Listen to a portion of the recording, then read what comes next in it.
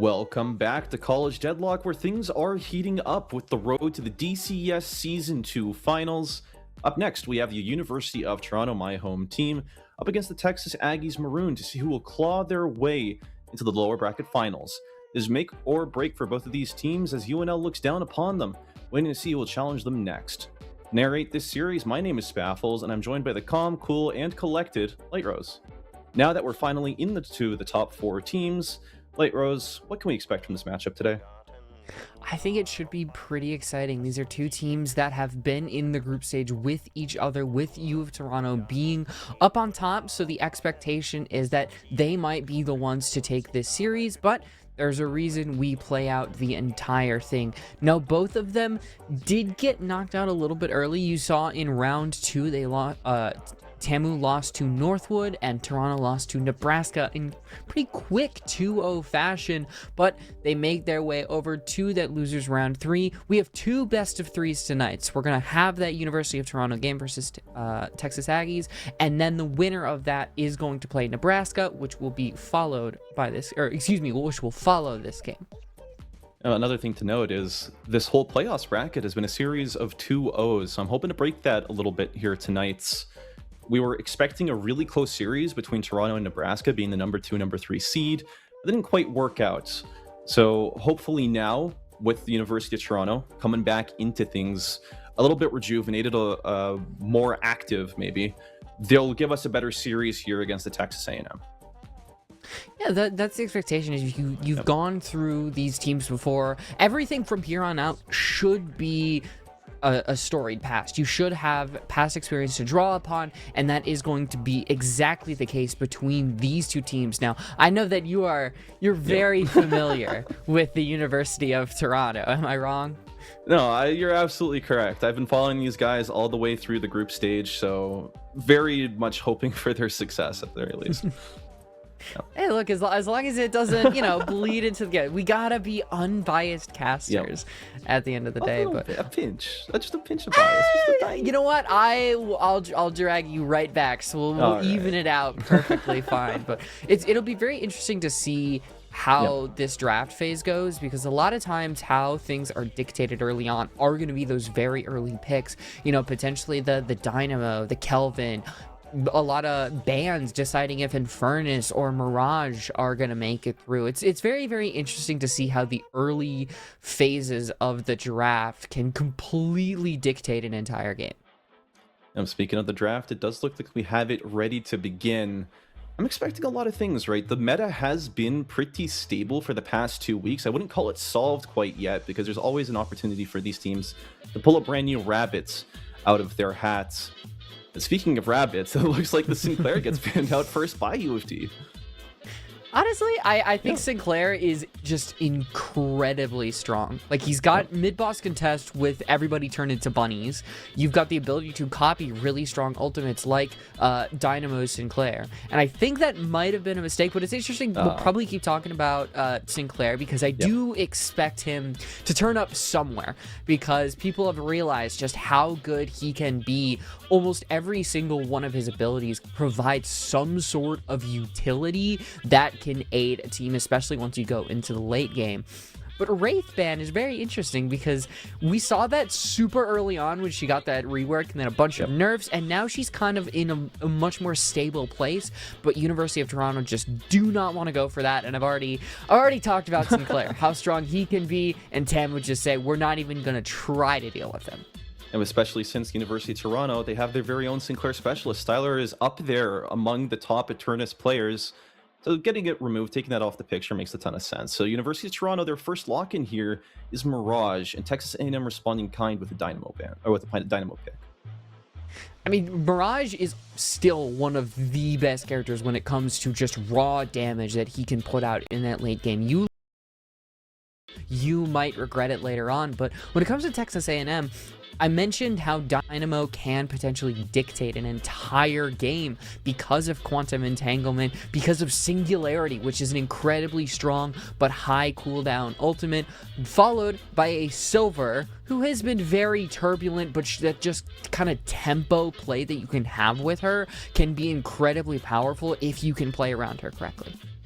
Yep, ton of silver play there at the beginning, then she started to fall off, and then once people realized how powerful that Bola is just built into her kit, she's coming skyrocketed back to the top of the meta again. University of Toronto not going to take that lying down though. They're going to pick up that Venator and follow it up with an Abrams for a pretty solid first three characters of their draft.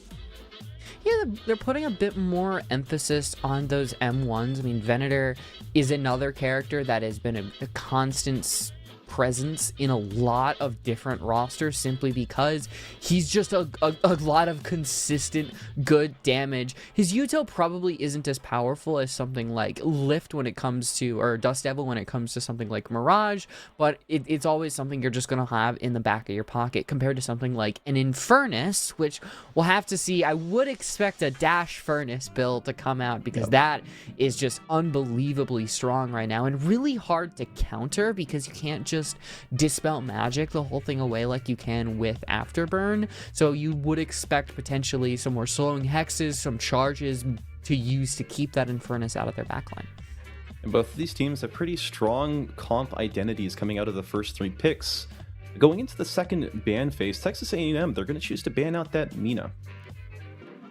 Mina is not as good as she once was because those love bites, when you procced them, used to just be the worst thing in the world. It would chunk about a third of your HP, but she is still incredibly good. The Nox Nostra silence ability in a meta, I think, where abilities can completely dictate an entire fight.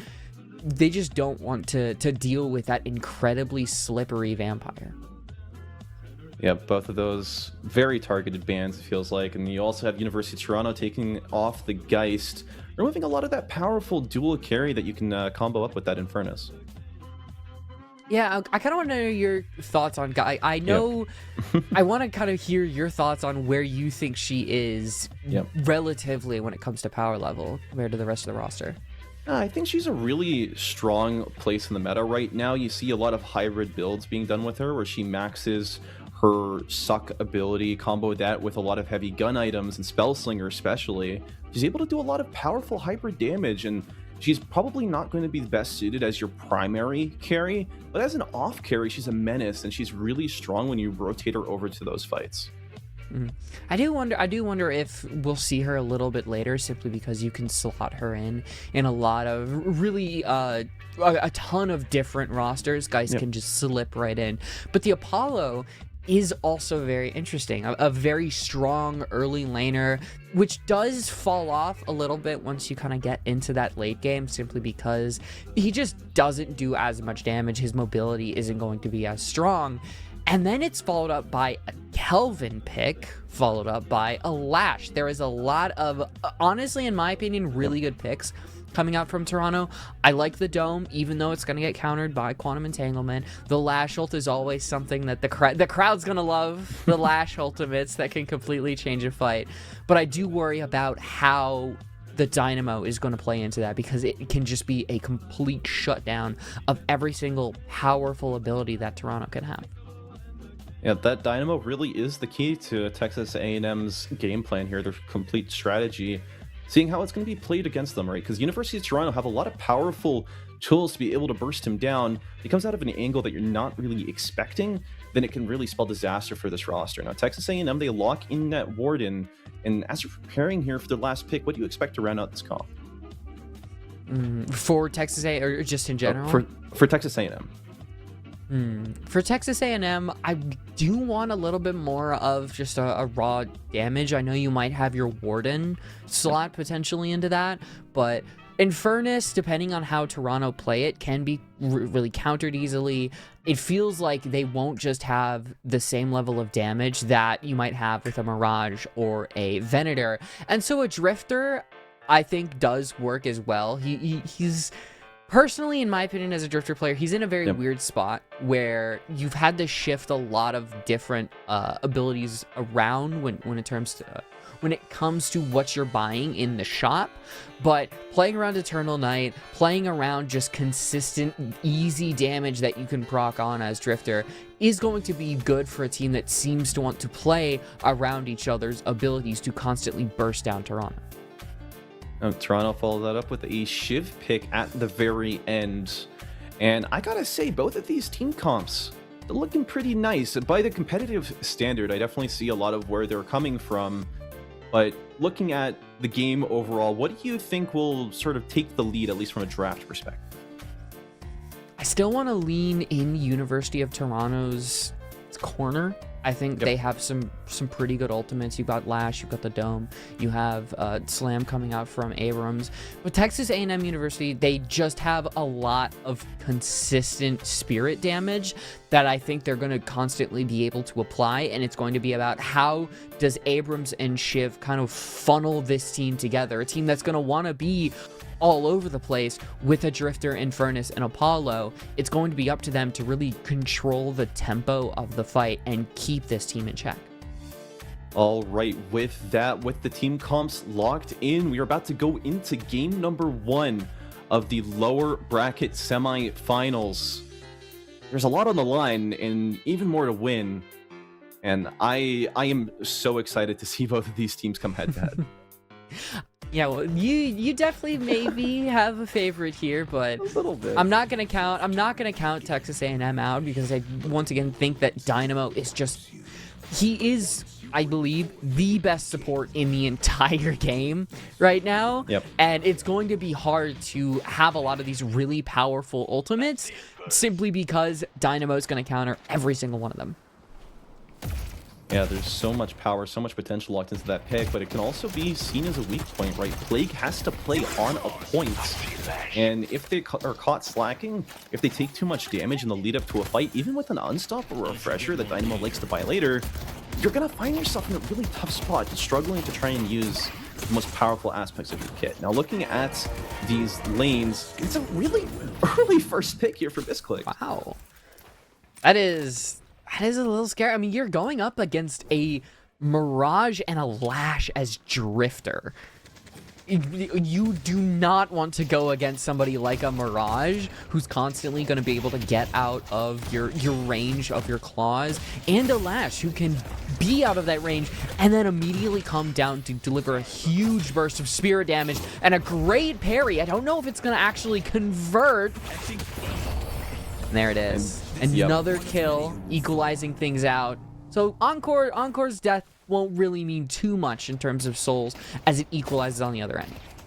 Super messy fight there. I'm not really sure what the Kelvin was going for, getting parried there on top of the bridge, but nonetheless, you're trading kill for kill on opposite lanes. This matters about who is going to be able to take that lead further. 1.6k, 1.7 on this Apollo so early. It could be a death sentence if you're running into him, you're not too careful. I think a lot of Texas A&M's power is going to come from that right lane. Apollo, who's a menace in the lane, with as well constantly dashing our shit. I mean, they've already got one, and you have Gigabyte constantly going around looking for boxes. I believe it's going to be up to them to potentially get that kill and then get that tower, move on over to help whoever needs it. Lane. Carrying this forward. Both of these teams are taking a chance to chill out. They decided we had a lot of fighting. We had a lot of burger boxing in the early game. We're going to reel it back, focus on our box routes, simply aim towards our future objectives. Now, are going to come up sooner than later. The Drifters looking to really get a little of revenge, although both of them, this fight did about 100 to 400 people. You can't do too much. You got the tower, you've got Lash. Even though Rend can deliver a huge burst of spirit damage, especially with Stomp, you just don't have the range on anything just yet to confirm. So pressure is really going to be your best friend here, especially as Mirage continues to apply those gen marks. Misclick is just going to be somebody we have to keep our eye on as we go into that late game, as already they are the leader in souls. And so far, you expect that damage to really ramp up throughout the game. Great position to be if you're a Mirage. And also looking at Texas A&M, right?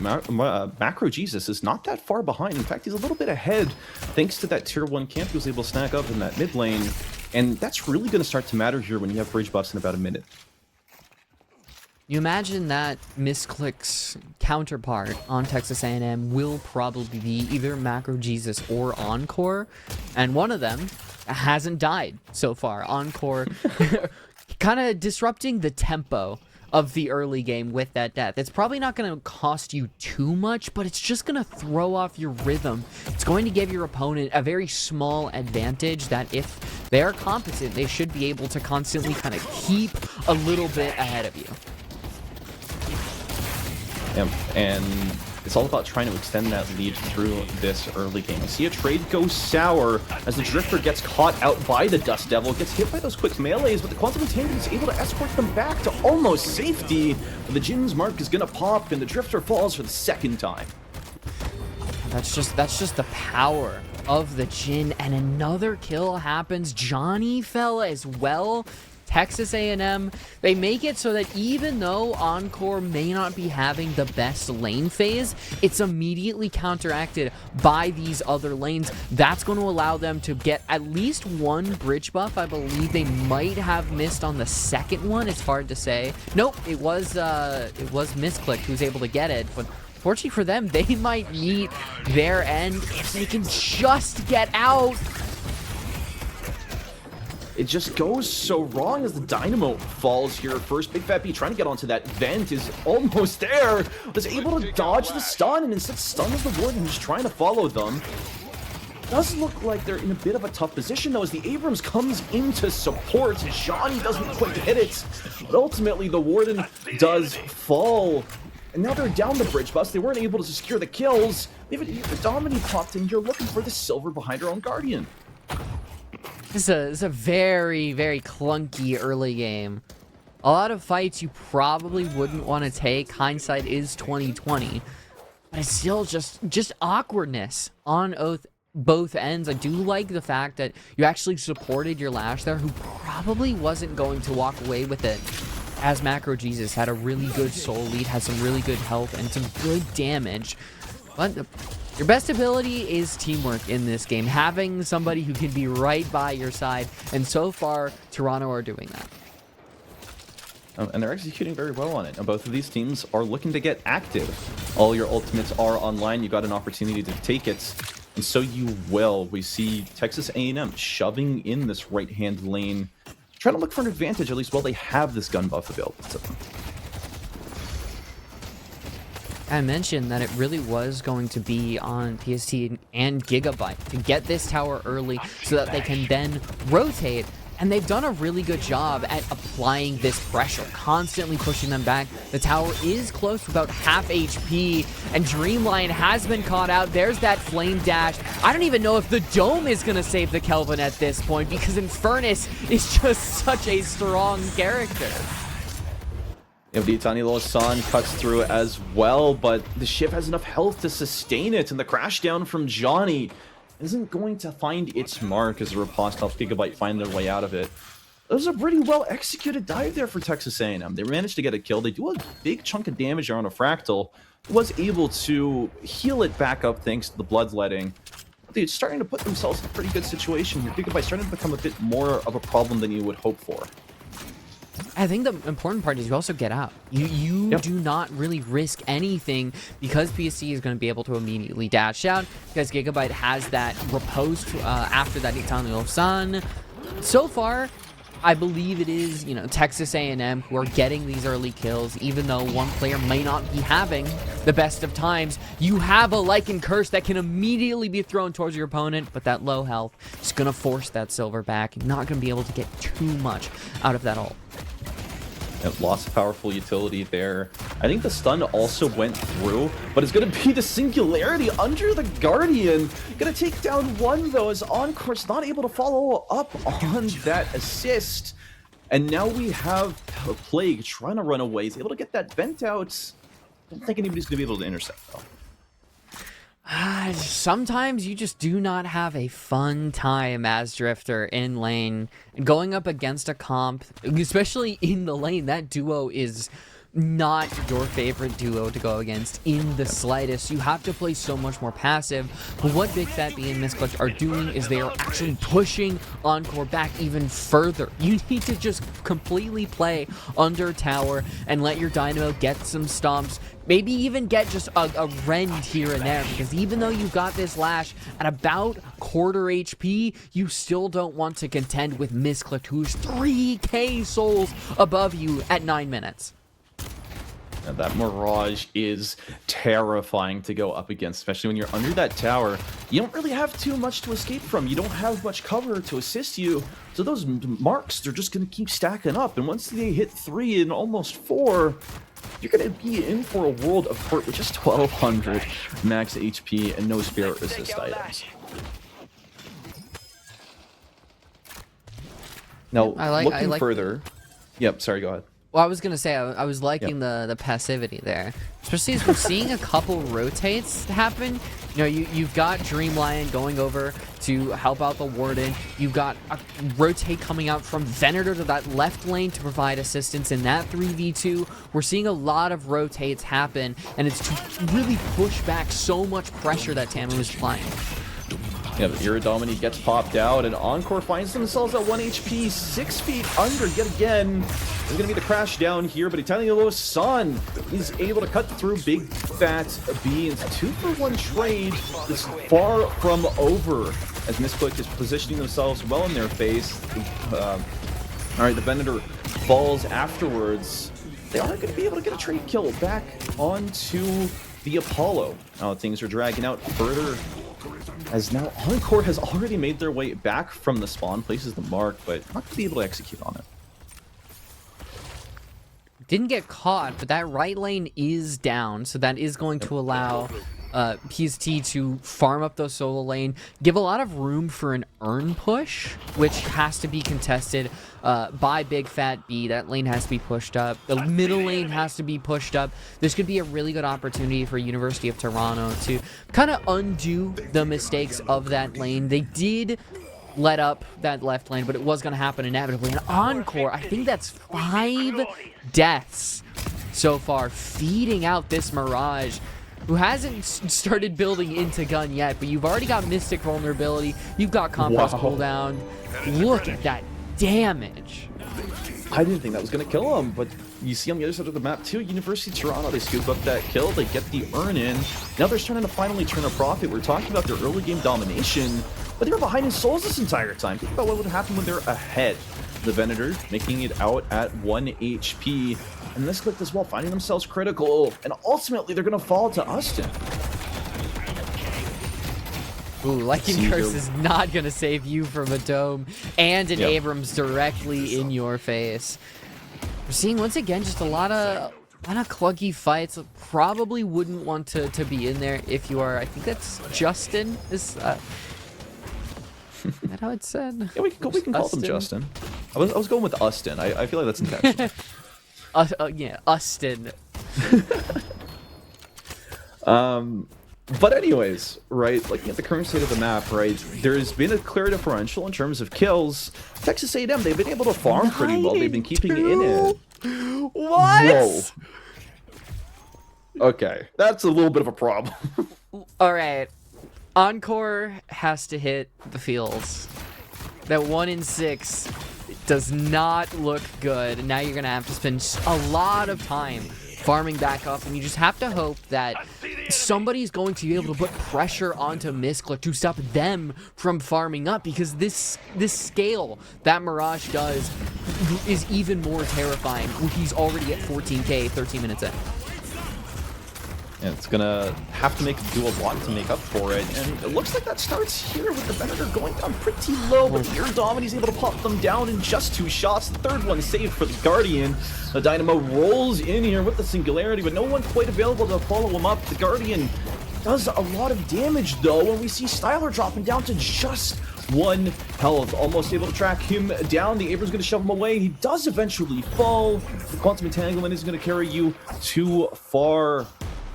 The Apollo is going to be able to give you enough threats to be able to walk away from this one. Itani Losan goes in as a follow-up to the riposte, and this fight's actually far from over.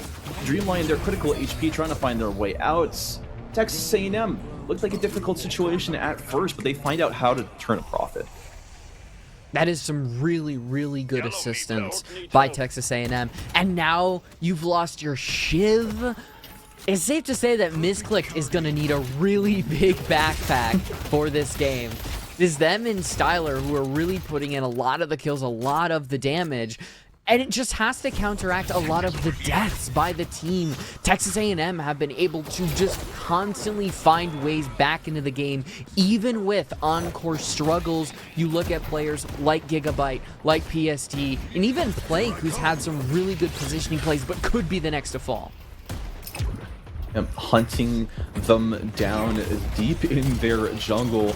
Dynamo's trying to make their way out of this, but Plague has no respite. The parry goes out onto the Guardian, even though with the Quantum Entanglements, they're actually able to escape at 1 health. I wasn't sure if the Shivs from Shiv were going to be able to shut them down. I feel like Curse gets popped a little bit too far away, not able to join the fight.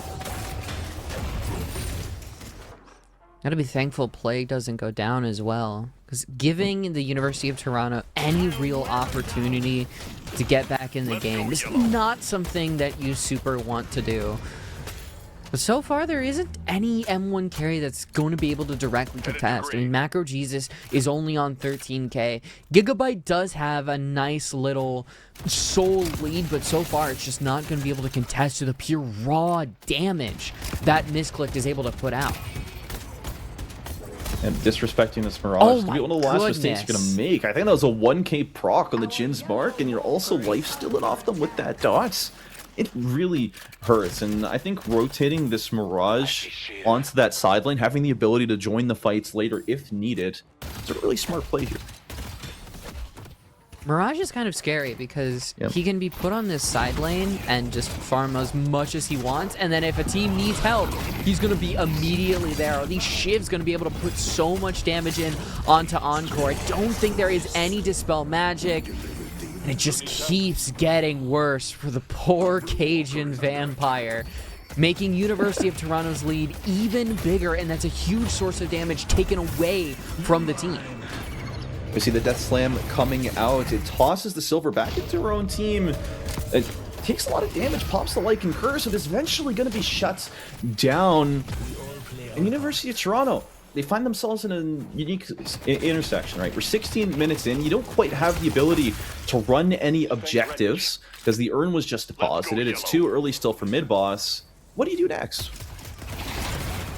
I think you just keep farming.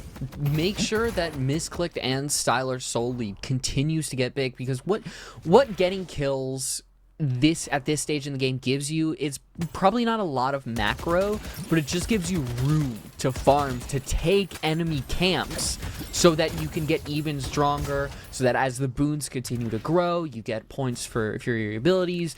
You're going to be an absolute monster to deal with, and I think that's what we Encore.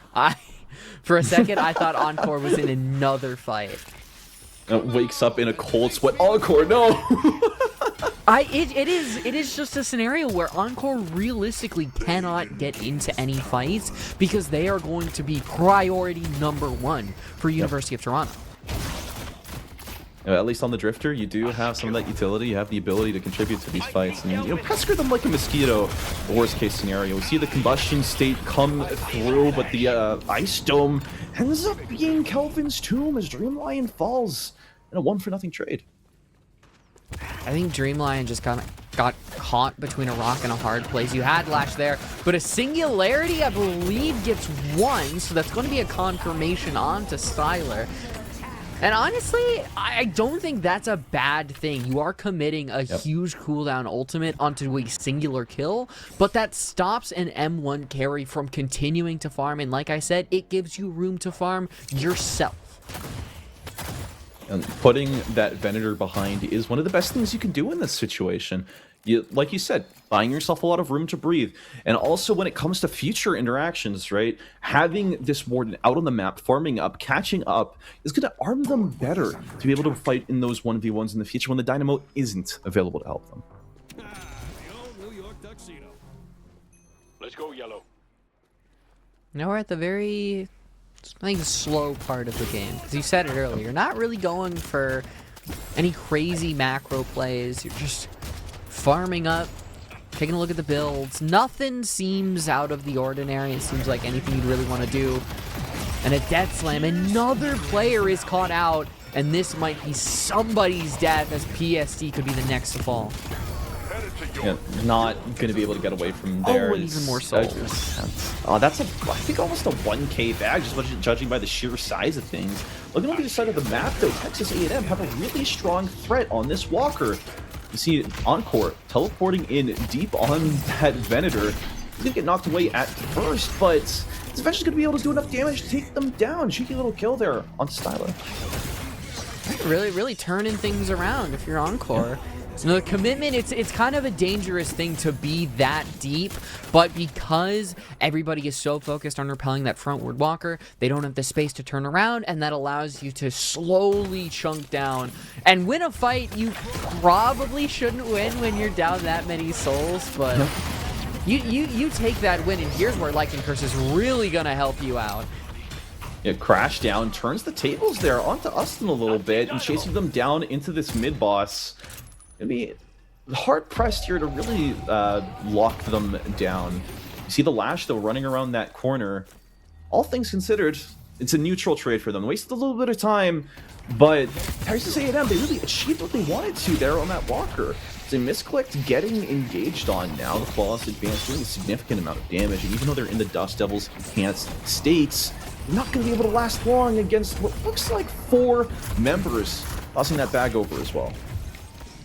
We've seen a lot of cases where a player has just been on their lonesome and been completely mobbed by everybody on that lane. It's not isolated to a single team. We have seen a lot of that. I mean, Misclick, even though currently the sole leader in the game by a pretty significant margin, you're almost never going to win a situation like that. A 1v3, even with a massive lead like they have. Yeah, and it's gotta suck to be put in that situation. Your team doesn't trade for anything, and in fact, Texas A&M, they get the earn off that. Now running this over, everybody is congregating over to this right side lane, and Texas A&M have a really good cheat code. They're gonna have the Quantum Entanglement to be able to dunk this with little to nothing that University of Toronto will be able to do against it if played right. See the concussive combustion going in deep. And the Singularity doesn't pick up anyone. In fact, they're going to get picked up by that Death Slam. The Quantum Entanglement denies a lot of damage from the follow-up here, but they're going to be stuck inside of the Ice Dome. Encore falls next. Versus Toronto, they pick up their 3rd kill this fight.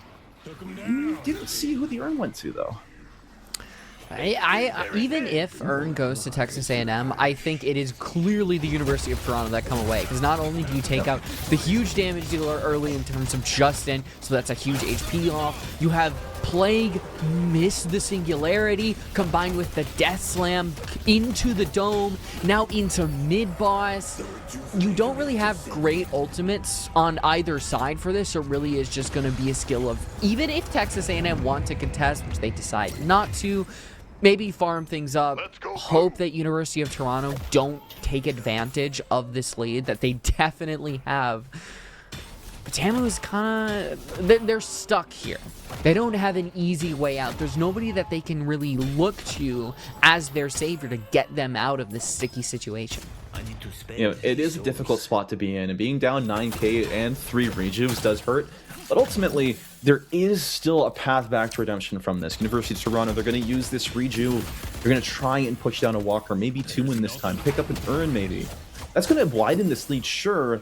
But with the amount of ultimates, the big teamfight ultimates, the amount of pick potential that Texas A&M have, I would still say that they're pretty equipped to come back into this. Oh, absolutely. Like, Yeah. we are not at the stage in the game where it is a completely gone game.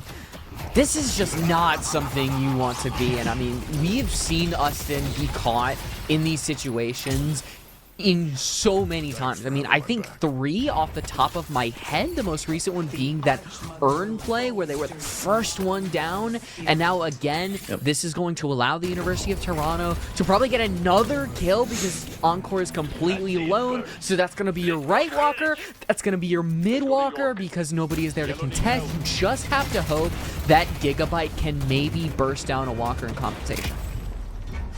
I do have that wave going in, but University of Toronto, they're hungry. They're hungry not just for walkers, they're hungry for human flesh as they go in deeper, hunting down that Dynamo. Plague able to escape, just barely not enough as he falls between the base and Guardians. And elsewhere on the map, Gigabyte, yes, he was able to get that walker. Like, while the, W key pusher in me is like, oh, you really got to get those base guardians. Oh, it would be amazing to get the base guardians. I understand why they don't do it, because the base guardians a lot of times are kind of a DPS check, and you don't want to force things too hard. With a team that has the lead that they have 20k, you've still got about a minute 40 on the rejuve, so you can fix that left lane and still hover around those lanes so it doesn't get pushed up too much, immediately rotate and have a fight so you can take advantage of those rejuve crystals. Yeah, you see everybody is still on that kind of forward 50% of the map so that they can force something if they really do need it in the next minute 15 seconds. And one of the big plays that you go for when you got a rejuve, you clear out from the enemy spawn back into yours. You can see all the camps on the top side are evaporated, and University of Toronto set themselves up to get both of these bridge buffs. Now further on, they have a choice to make. Do we want to push this Earn? Do we want to push these waves, try to get that base guardian like you said?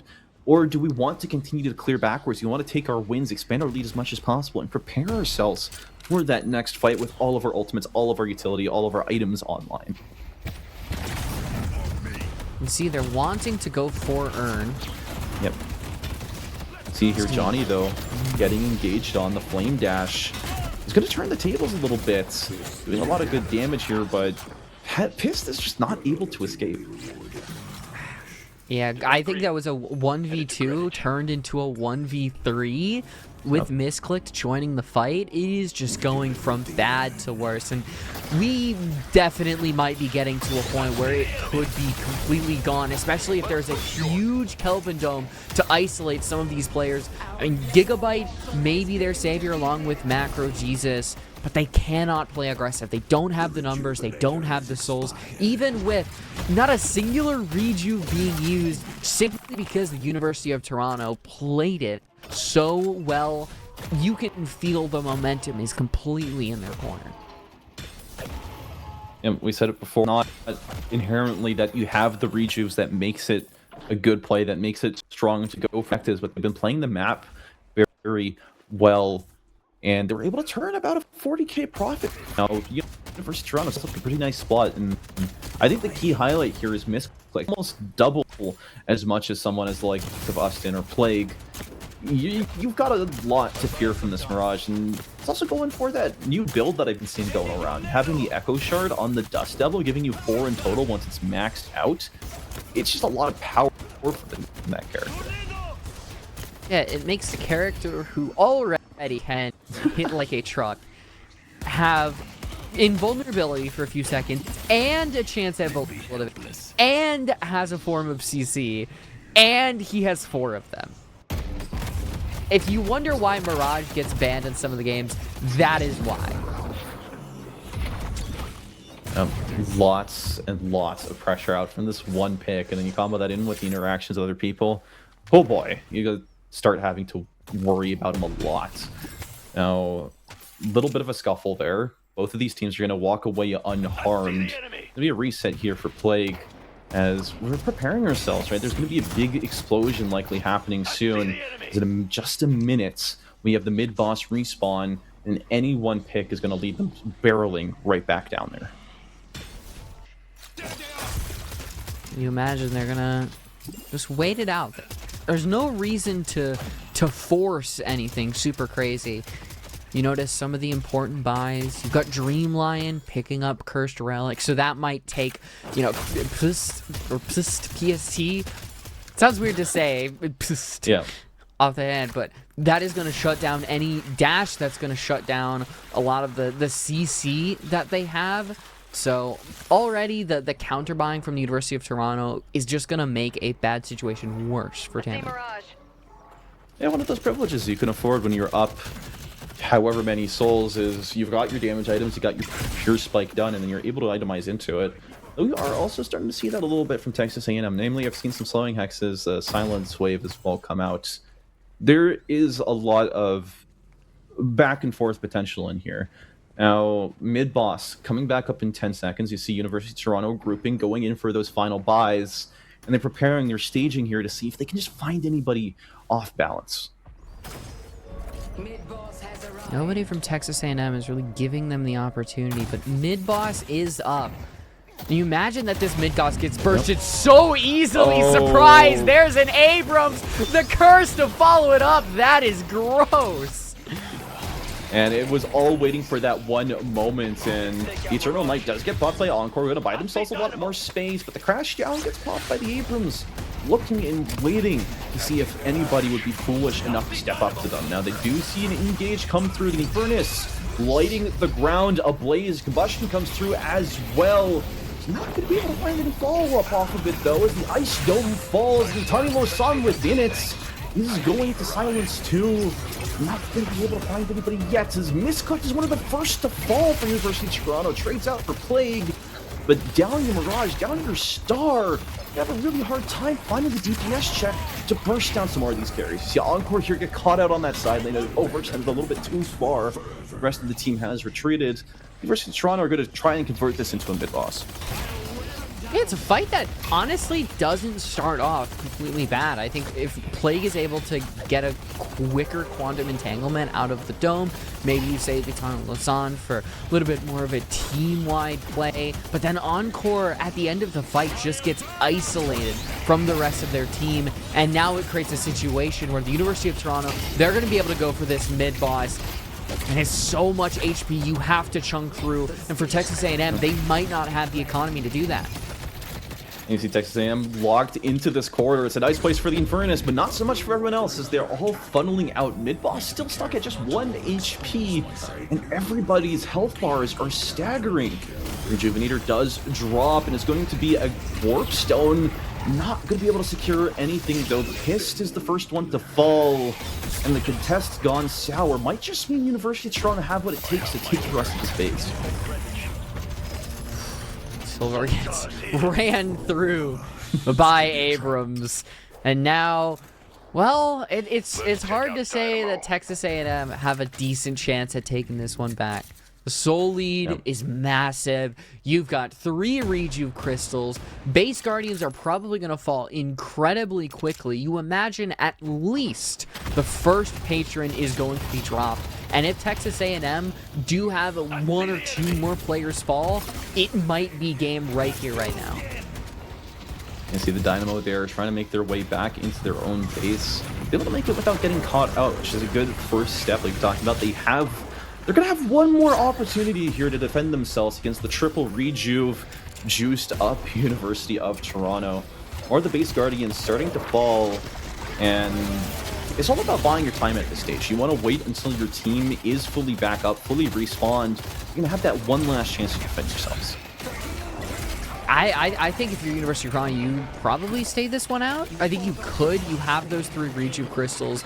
They're going to decide to play it safe, or at least hover around the lane. Maybe somebody from Texas A&M is going to get, oh my goodness. They are. They're waiting on the bait. The charge could come out from Johnny and completely end this. But the Gambit is not given up. They can wait here as long as they want. This is devious. Regardless, right, the minions, they're not going to spot you out on the map if you don't attack them, or they don't attack you, so they're waiting, they're biding their time. And especially with the urn coming this way, somebody is eventually going to step up here. They choose to, remove themselves from that situation. They're going to clear the wave, and now they find themselves in a peculiar spot, right? Texas A&M, they have the urn in their hands, but they're not able to do anything with it just yet. Whether or not they wait out this Rejuve, you're going to have a really tall obstacle to face when it comes to trying to dunk this set. I really wanted that to work. It would have been such a funny way for the game to end. It doesn't, because Texas A&M don't give away the hand. They don't have somebody extend just a little bit too far. But here's where another game, the entire game could be decided by this fight. His shoulder charge there onto Encore, debilitates him a little bit, but the Eternal Knight comes through. The Dust Devil as well. The Singularity only catches one in Johnny. He's going to be able to do a lot of damage to them in return. The Dynamo falls, the Silver falls, Encore's down. Dream Lion was traded back, but is going to be brought back to life thanks to the Reju Crystal. Next, it's going to be the Warden, Macro Jesus. University of Toronto close out this game. It was really close at the beginning, but towards the end there, you just felt like they were in the driver's seat the entire time. Yeah, we're honestly just waiting out the clock. Some ults might go off, but this game is decided. University of Toronto, they're going to be able to go up one map. And I want to say it felt a little bit decided early on in that draft phase. Yes, Texas A&M were able to get that Dynamo, but some of the singularities just did not hit the way that they did. I don't know if Macro Jesus had the impact. There were some really good stuns coming out from Pissed, but overall, Encore's early struggles, Austin's consistent struggles, there were a lot of deaths that just gave Toronto souls, gave them map control, and constantly kept the momentum shifting in their favor. Tons of moving parts and at play. And I think you highlighted it pretty well. They were just on top of their fights. They were rotating to objectives. They were able to get both of those early earns. They made sure that they were on top of the bridge buffs. And everything would snowball further from there. You have your fundamentals down. It'll carry you a pretty long way. Now, to look at the scoreboard, got our MVP for match 1. It's going to be Styler on the Venator. I'm a little surprised it wasn't Misclick, to be honest with you. They can go hand in hand. I mean, however the game is going to decide it, both of them had an incredible game. We really highlighted Misclicked early. It was 9-2 at some point, but that consistent damage from Styler just cannot be overlooked. And overall, those two combined were just so much damage that once they had that soul lead, it was really hard. I mean, they were tied in souls at the end of the day. That is how much of a dynamic duo that they were. And then you look on the other side, 3-13 from Encore. And it is completely hard to come back from a game when you have that many deaths, when you're giving a lot of souls over to the enemy team like I was talking about.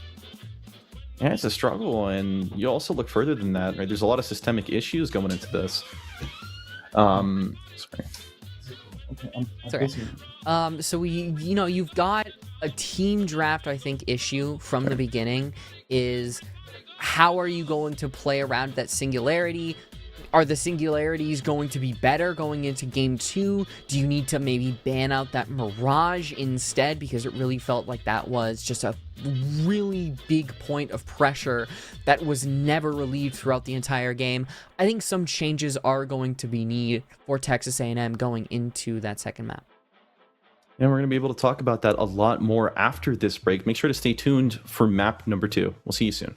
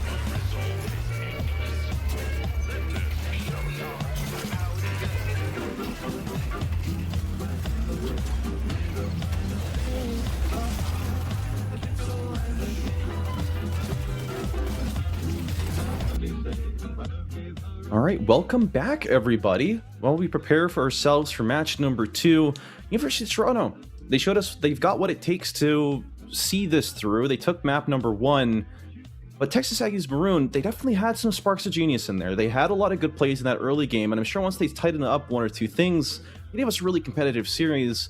Late Rose, what do you think needs to change to make that happen? I mentioned at the end of that post show that it kind of has to come at the draft phase.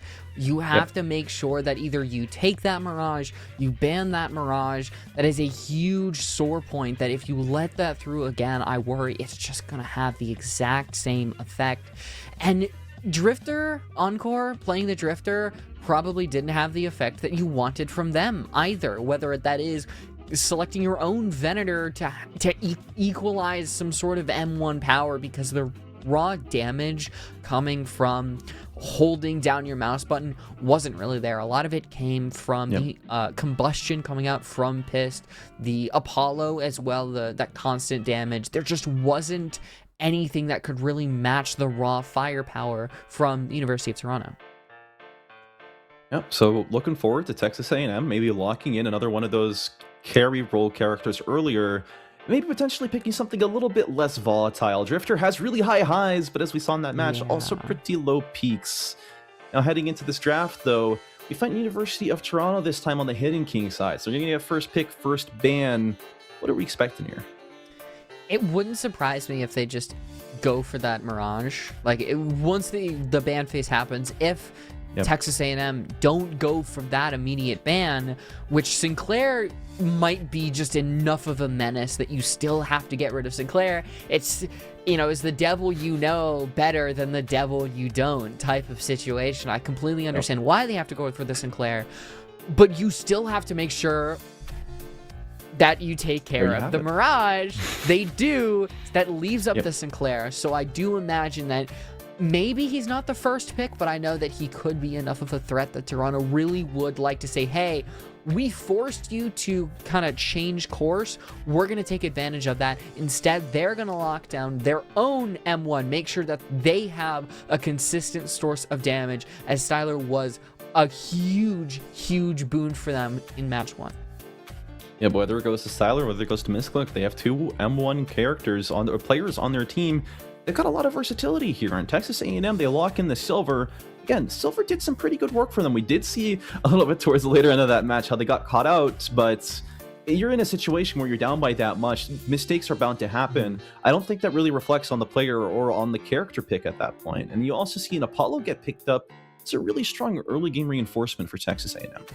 Yeah, I think the Apollo was definitely one of the best parts of that previous game. There were some really good Italian Lausannes. I think once we got from the early game to the mid game, that's when you really saw the strength of that Apollo come through. Following up with the Abrams, the charges were unbelievable. The constant, like, sneaky Abrams. Nobody expects a man of that stature to constantly be slinking in the shadows. And yet, the University of Toronto played it incredibly well, played it very differently, and then sliding it on in is the University of Toronto bringing out the Sinclair. Already, it feels like they are still maintaining the strength when it comes to the draft. I need to see something from Texas A&M. I need to see anything different, because overall it still feels like University of Toronto are leaning on the strengths that they had in the previous match. Yep, you've got that trinity there coming out from University of Toronto. You have your DPS, you got your tank, and you've also got somebody who can fill in the blanks, right? You got a supportist Sinclair, or you can also have a lot of burst DPS. The Texas A&M matching that more in kind. They're going to pick further into that burst magic playstyle with Mina, right? Playing more to their strength, playing more towards the early game, and hopefully off of that, they're going to be able to convert a lot more. Now, not picking an M1 carry this early on does still leave a lot of questions and allows for an opportunity here for another one to be banned out by U of T, putting them in a more difficult spot.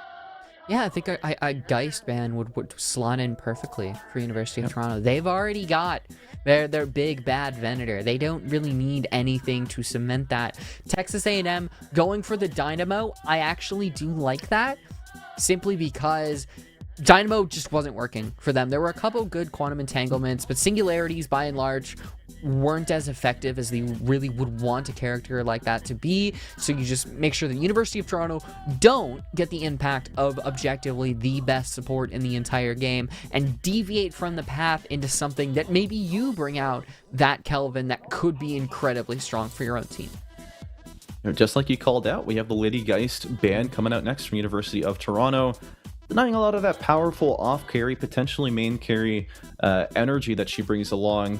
I do want to touch on further, right? The Dynamo ban does a lot, right? University of Toronto picking that Sinclair means Texas A&M can't really grab Dynamo. They can't really grab Pocket without fear of it being used here against them. They have to pick something at least to fill out that support slot. So they're going to manage with the Kelvin, who, you know, has the Ice Dome, has a lot of power in that, but also the rest of his kit is just as strong. That's also something that's going to be able to be grabbed by Sinclair. I imagine that might be target number one. I think Atani Lausanne is also something that could have some decent value overall. But University of Toronto, they go right back to the well. The Shiv wasn't a massive, huge star player, but sometimes Shiv isn't like that. He's not the person you're going to constantly see on the top of the leaderboard, but he's going to be a constant looming threat. Potentially either whether you're building into Dash, whether you're building into Knives, it's just a thorn in the side of Texas A&M that they really couldn't do a lot with. And I wonder that even though they don't have an M1, that's just going to make things worse. And the University of Toronto go in for another pick character of the Bebop, which I think works into their lineup perfectly. You can turn them into a bunny, you can charge them, you can knife them, dash them, gut shot them. There are so many combos that you can work with once you get that Bebop hook in. Yeah, I do agree. It just fits so well with their composition, and Texas A&M are going to be really hard-pressed to find a counterpick to that. And they do have some of options available to them. They have the Mina Bats, they have the Apollo Riposte, you have a lot of mobility on your Silver, but looking forward, there's not really too much they're going to be able to do. There's not a lot they can do to rescue their teammates. Like, yes, the Kelvin can build a rescue beam, but you're still going to be pulled way out of position if that happens. And Texas A&M, they lock in that Infernus. It gives them a lot of generically strong power, sure, but you're going to really have to struggle, especially running into U of T. A little tech that I've been told about recently, you buy Witchmill against Infernus, your Bebop gets hook every 3 seconds almost, and you're sort of turning that power against them. And following it up with the McGinnis is, I wonder, I'm trying to think about how you could utilize the McGinnis, because maybe, I don't know if you go into turret gun McGinnis, I don't know how strong that is, but I need some damage from a gun, not from, love fights or afterburner dash or lunge. I need something that is constantly going to be able to, you click the mouse button and you deal damage. Is McGinnis going to be that character? I don't know, because I don't know what type of build is going to be run there. All I know is that University of Toronto, I believe, have the better comp by a mile. I think that we've already seen the strength of the Abrams and the Venator, and now they lean into more CC and more disruption. That's just going to make being Mina and being Apollo so much worse. It's a real struggle to be against. And to touch on your earlier question, right, McGinnis, recently she's kind of been building more towards that ultimate build full spirit, launch your ultimate forwards, barrage rains down on your enemies. And yeah, that's good in isolation, but in combination with this team comp, it's really not what you want to see. Yeah, it's a struggle. And Texas A&M, it definitely feels like they sort of box themselves into a corner. It makes you wonder, as somebody who's looking at this draft from the outside, are they picking their comfort characters? Are you all inning on what you know to try and deal with a lot of this unknown, a lot of this extra power that University of Toronto bringing up against you? And unfortunately, sometimes you just need somebody who's going to be able to play those M1 carry options. And Texas A&M just might not have that person. They might have, Pist might be incredibly good overall. But if nobody can play the Venator or the Mirage like the University of Toronto could, you're really going to struggle once you get late into these playoffs. Now, we're in the top 4. You're going to be playing up against the best, and you need to bring the best. Yeah, and you got to be prepared to throw hands when hands are being thrown back at you. An interesting lineup here for University of Toronto, I'll note, is Johnny is their dedicated support player at captain. So seeing them continue to play on that Abrams when they have Ivy right there, it's a bit of an interesting mix-up. Looking further, though, looking at these lane assignments, you've got a lot of pressure on this mid lane. Yeah, you have a McGinnis to sort of dull some of that, but having a Bebop in combination with a Venator in the same lane, that's a recipe for disaster if you get hooked in. Yeah, but so far, I mean, Encore is doing a wonderful job at constantly pressuring that Venator back.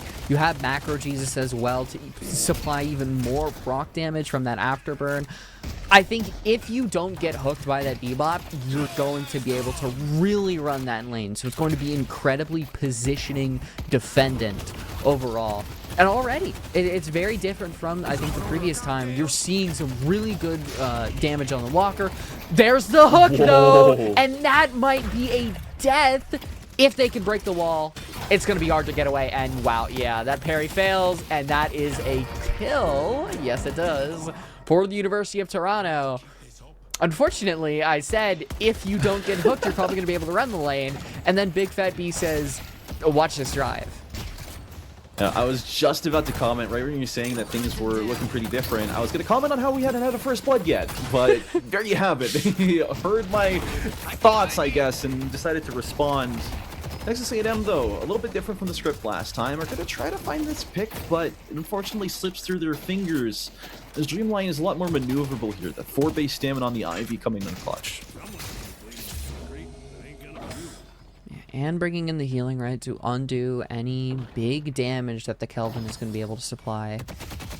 You leave your Venator alone, chunk up on some souls. I'd even get chunk for even lower HP because of the After and because of the wall. Already, this Guardian has taken about a third of its HP, which might not matter too much! My goodness, Big Fat B, these hooks have been legendary at disrupting everything that has been going on.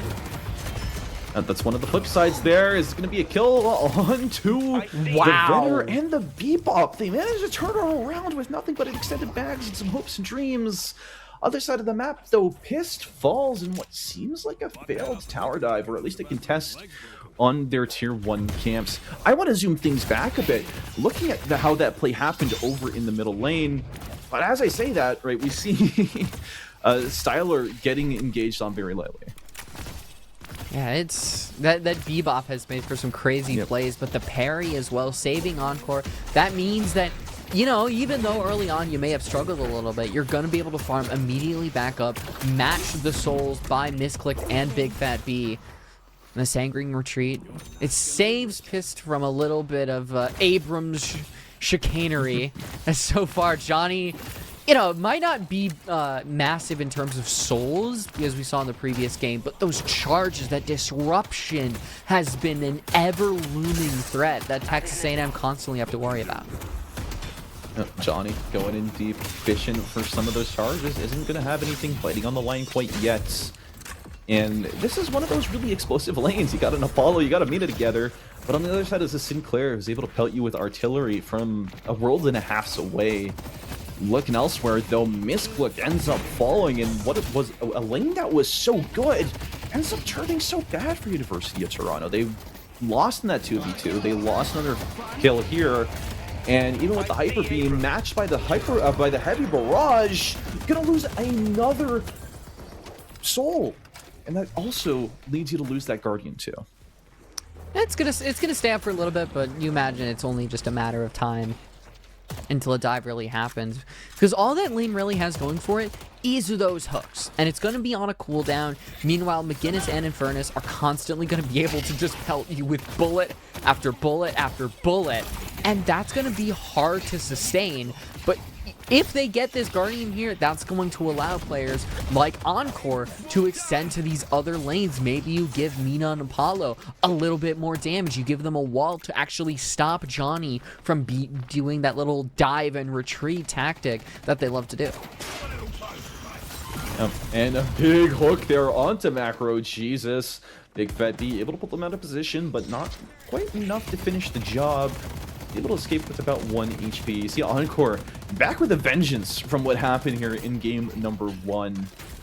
And mind you, all that happened right before bridge buffs even spawned. Now we see a big trade here coming on the left side lane. Ultimately, it's neutralized thanks to the good disengage that Apollo Mina combo has.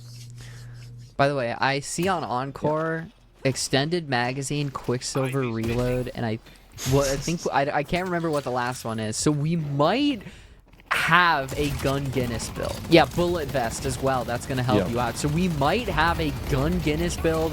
Guardian goes down at about 6 minutes, and Macro Jesus is going to be able to find Misclick again, is not having the insane 9-2 start that they did in the previous game, which is a little bit expected, and I think Pist might be able to get away somehow. Cannot say the same for Styler. Texas A&M, they've got a good soul lead, and they're going to be able to keep this going, put some more damage onto the walker, and that's going to allow for Encore and Macro Jesus more freedom past this lane phase. We did criticize it a lot during the draft phase. We weren't sure. We were unfamiliar with your game. But if it works, it works, and it's working really well. They're taking an advantage here in the early game. It might only be 3 souls in total, but you see Macro Jesus with 7.6k. That is a really strong position for your Infernus to be in, who's poised as your primary carry here for this matchup. You see further here behind the Guardian and the Walker, Austin getting engaged on Deep Shiv, able to find that last hit. And it's a 3-man rotate that ends up being able to net University of Toronto their first Guardian. You gotta make sure you don't overplay your hand if you're Texas A&M University. Dueling Nox Nostras, but it seems like Pist is gonna be able to at least apply enough damage to push back the 2 players. Following it up is Gigabyte. And Texas A&M, they've got the momentum, but they have to keep it going. They have to make sure that positioning is not going to be their downfall. Yep, looking forward, Texas A&M, brand new breath of fresh air. This team has, executed themselves very well throughout this early game. Do you think this is expected, given their team comp, or do you think this is a little bit out of the ordinary? It is a little out of the ordinary, but so far it seems like they're playing their heroes incredibly well. Pairing up Macro Jesus and Encore was a beautiful pairing. And then you also have Pist, who's been able to surprise some good Nox Nostras, but seems to be target number 1 for University of Toronto. Only at 4.5k leagues behind everybody else, but an amazing wall shuts down Fractal. We have to keep our eyes on Encore, because they might have been 3-13 in the previous game, but right now they are a menace with the utility they have. Yeah, nobody has any business stepping up to this Maginnis in the way, shape, or form that we find them in today.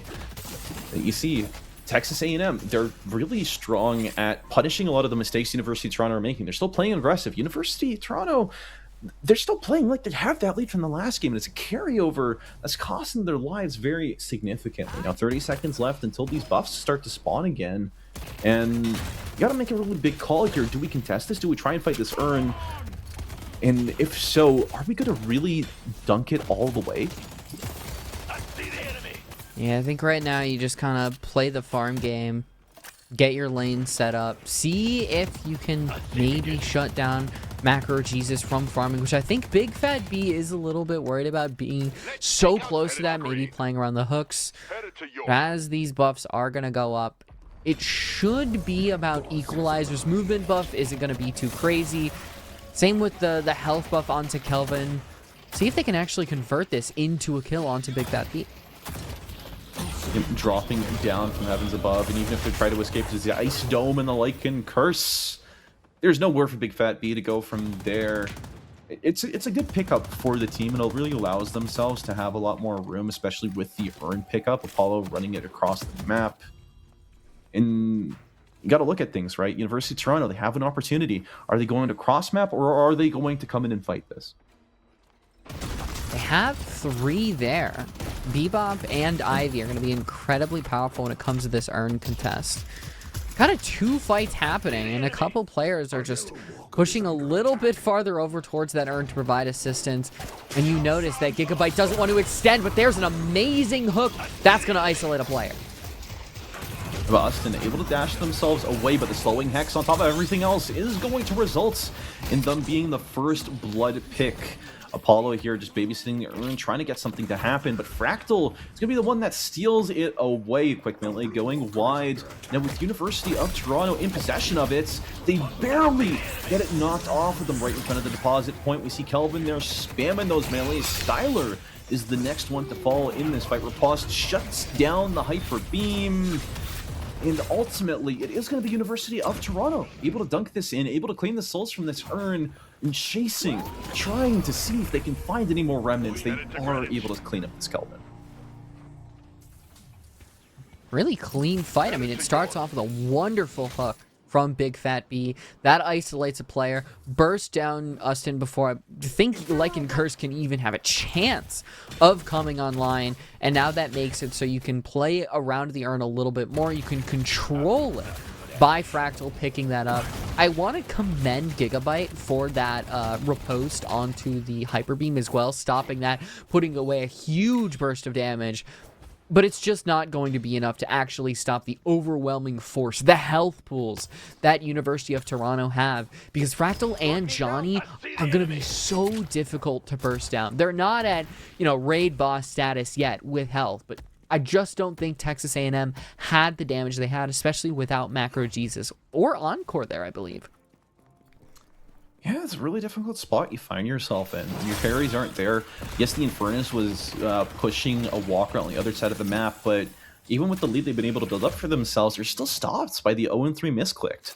So, all things considered, really big picture, you had a really weak team up going into that. Now, flawless advance, including the wall, is going to take down this next Guardian. No Guardians standing for University of Toronto. Texas A&M's their next objective is going to be those walkers, and with the team comp they have left alone unattended in a lane, they're going to shred through any buildings that stand in their way.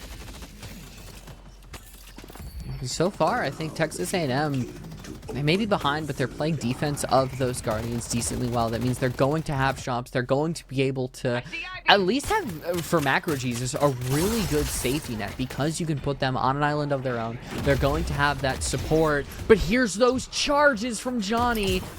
Might not be enough to confirm onto Fist. The support is going to be there. The Nox Nostra does a lot of damage and not enough to actually get a kill, but it is enough to get away, which was the real goal. Good catch there onto Pist. It's almost comical seeing the Abrams, seeing the shift, crouch walking around the corner. They're looking for that pick. Ultimately, when push comes to shove, it's going to be Texas A&M bringing out the squad, trying to shut them down afterwards. You see Johnny struggling to survive in there after the crash down, is going to be able to do a lot of damage, but ultimately ends up doing nothing but delaying their death. Honestly, the fact that Johnny survived all of that is a little crazy. I mean, I don't know. Abrams is a scary, scary man. And Johnny, even with only 11k souls, is just such a menace overall. And bridge buffs coming up in 30 seconds. Both of these teams have not stopped fighting since that Abrams pick. And with everyone back up on the board, I'm very confident we're going to get a fight breaking out here in just, approximately 15 seconds. These teams just love to duel. We get about, I don't know, 3-minute pause between each of these fights. Just like Big Fat B, who's been a bit quiet since that lane phase, gets a really big hook, but has been spotted up upon their perch like Batman watching over the night, making sure that urn gets picked up and gets hooked in another beautiful hook. A big pull there onto Encore. The wall almost became their undoing, but they're able to screw their way on top of it, able to buy themselves enough distance, and Texas A&M ultimately do manage to sneak away with it. The Mina, with her fancy feet, is able to walk around this corner and at least delay this urn pickup. Yeah, but you have to get urn pick as like compensatory because you lost your mid walker from Styler. And honestly, Texas A&M usually have been playing their lanes incredibly well, but they let it slip for even a second.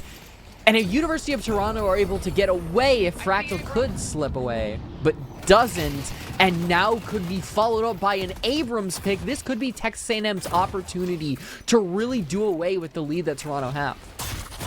The slice and dice not connecting really put a nail in the coffin there for the Shiv player. And then ultimately Johnny was dropped down to such low HP, but oh my god, Styler! They're able to do so much damage with those bolts. Now we see the Infernus trying to make their way out of here. Macrogenes is struggling to get over that wall. A bit of a chase here as the airdrop comes through, and I'm sorry, buddy, but your fate seems all but sealed. Oh, going after the Mina, just through the small crevices in the building. They really want Macro Jesus. This might not be a good idea. Yeah, doesn't quite get it, and then ultimately the Mina is here, but Styler pops here around the corner, copies the Nox Nostra, but the Bats were able to come out evading that one, and the University of Toronto, they also managed to pick up this urn. Look at that damage being put in. Yeah, Encore is running full gun Guinness build. Is somebody you're going to have to keep your eye on overall. Big Fat B has to be careful. Only about 800 HP got healed up with that Headhunter. But Encore is taken down. That's a big Ev1 character gone and off the board that allows you to focus more on taking out those pick characters like Macro Jesus, who is on an island all on their own, but they're being held out by that combustion. And Big Fat B drop down to 1. The burn isn't going to be able to finish them off, but we see Misclick now getting collapsed on the center of 4 targets. Dreamlion comes in to be their savior. Tiny Lasan has to pick a target, and he chooses Dreamlion. A Dreamlion manages to make it out with just 150 health to their name. Misclick makes it out too. It's a blunder, and Austin is the one to die for it. Yeah, unfortunately, Austin has a lot of times been the player that University of Toronto have really liked to take out early, because it takes away a tank from that Lycan Curse, and it takes away the ability for Silver to really build anything up anytime Lausanne. Well, I mean, it had to be used, so why not just use it to get back into your backline, maybe farm a little bit more. Yep, classic mobility Apollo ulti right there. I've seen it a ton of times back in my day. It's like Shiv's ult being used as mobility sometimes. Yeah. But, looking at this further, right, zooming out and looking at the state of the game, you've got a nice 18k soul lead built up for University of Toronto. They find themselves in a comfortable situation. Texas A&M coming out of this early game, they're very strong, and in fact, they're still ahead in terms of kills. I think that further goes to show, yes, you're able to stack up kills early game, but the value of your objectives, the value of kills as you progress later into the match, it starts to really far outweigh it. I'm surprised we're not seeing maybe a Hunter's Aura come out from Big Fat B, who is running Gun Bop. Hunter's aura can be incredibly strong on Bebop because you literally hook them in and they have, I think it's minus 16% bullet resist, so it makes the shred even more, but they also have a lot of spirit damage characters, so you basically just pull them in and do what I talked about in the pre-show. You turn them into a bunny, you charge them. Everything that the University of Toronto have been doing whenever Big Fat B has hit that hook, continue to do it because it's working. They have a 17k soul lead. They've got a walker. It's working perfectly for them. They just need to make sure they keep up the pressure like they did in that first game. 10 seconds left until the bridge buffs and the brand new urn spawns on the left side of the map. See there, that's the movement slice and dice. Forcing that out of Fractal is really impactful this early on. And you see University of Toronto find themselves in a pretty comfortable situation. Should they choose to go for the urn here and try and delay it? Instead, they're choosing to engage deep here on this fight. The Apollo evading them very well. Gigabytes trying to make their way out of here.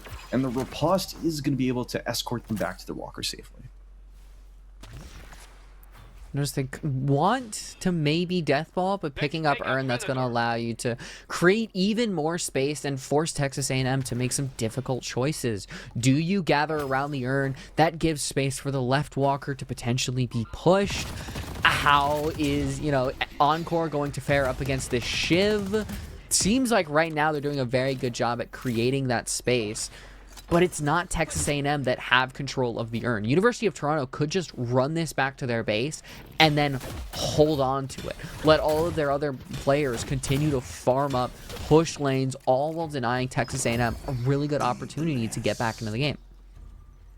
It's the University of Toronto Classic, actually. You grab this urn at 15 minutes, at 20 minutes, when it's a comeback urn for the opposing team. You just run your boxes, you do your camps, you let it reset a little bit, but not all the way. But while we're talking about that, right, Texas A&M, they're trying to make plays on the opposite side of the map. They're trying to pressure a lot of this right side walker. The University of Toronto are able to rotate, they're able to absorb it, and just by numbers, as long as they're able to hold this urn hostage and they're able to get at least a little bit of farm here onto their Ivy, they're coming out positive from these trades. Nox Nostra is up. Silences the Venator, followed by the Combustion. It's not going to be able to reach. And honestly, all Misclick needs to do is just continue to back up. Make sure that that Afterburn does not get procced and actually fire back on your own. 30k is a crazy one. And what a gank from Johnny. And that takes out a huge burst of damage. Macro Jesus is down. That's 40 seconds where the University of Toronto are going to be able to do whatever they want. Potentially a mid-boss play if they really want to force that.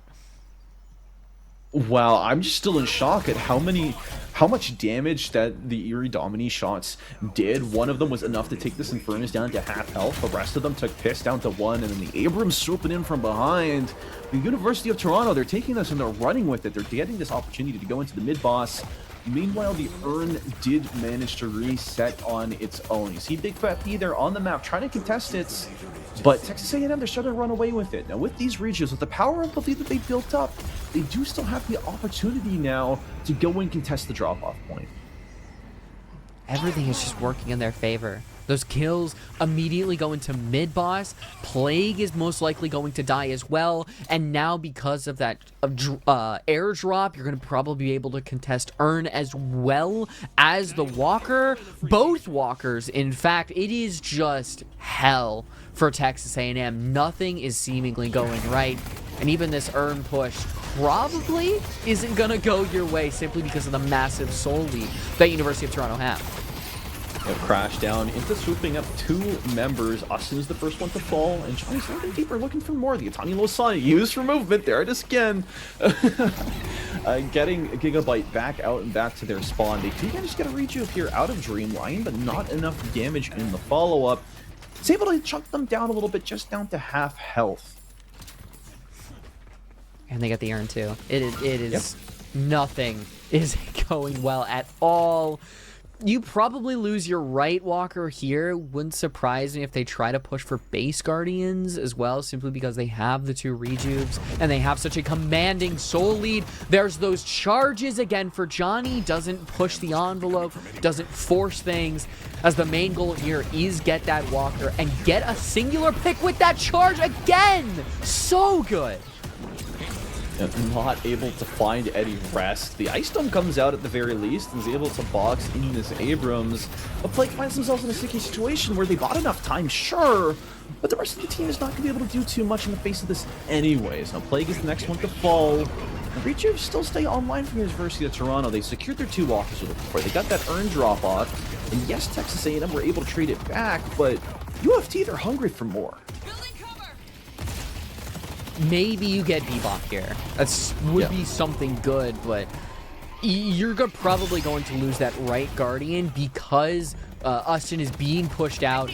That means that your right lane is completely dead in the water, and everybody on Texas A&M is just isolated to this single subway area.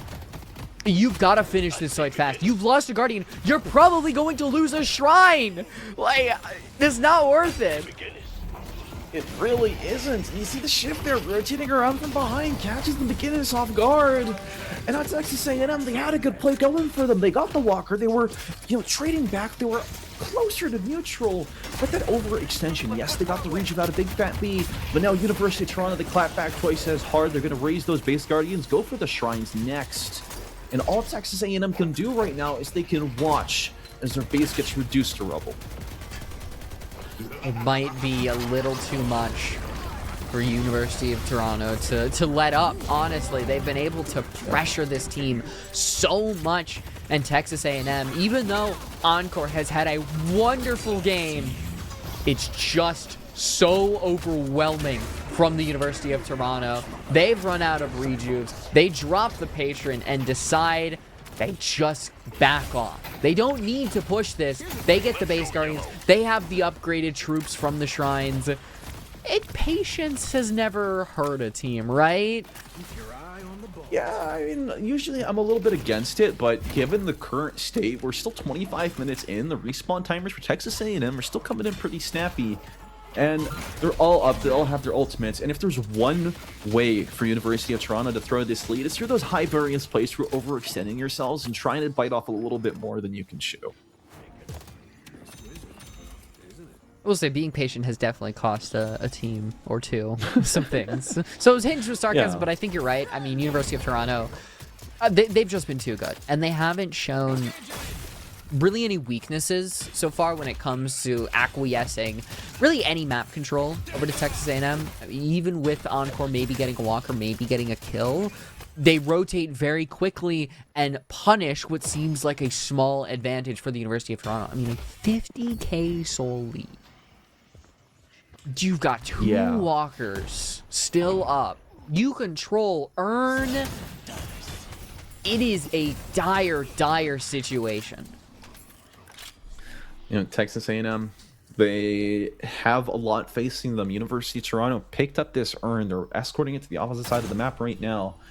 And while mid-boss is down for the next 2 minutes, this is the closest that things are going to be before the conclusion of the match. And whether you like it or not, you're going to have to step up to this mantle. You're going to have to challenge it. And Toronto are taking their sweet, sweet time with it. The airdrop with a Fractal, just dropping the tactical shiv on top of the enemy team. The stone form stuns out Austin. And there's going to be no way for them to move. You see Plague there has the Ice Dome, but there's no way to use it. Slice and Dice goes wide, but they get taken down next. At University of Toronto, they set their sights on this Earn at first, but the downed Patron is right up next. That should be game. Even if the hook doesn't connect, you just have overwhelming numbers to deal with everything. Mina at about half HP, that glass cannon that she is, doesn't have any support. Johnny does fall, so maybe Encore, maybe this combustion can turn things around.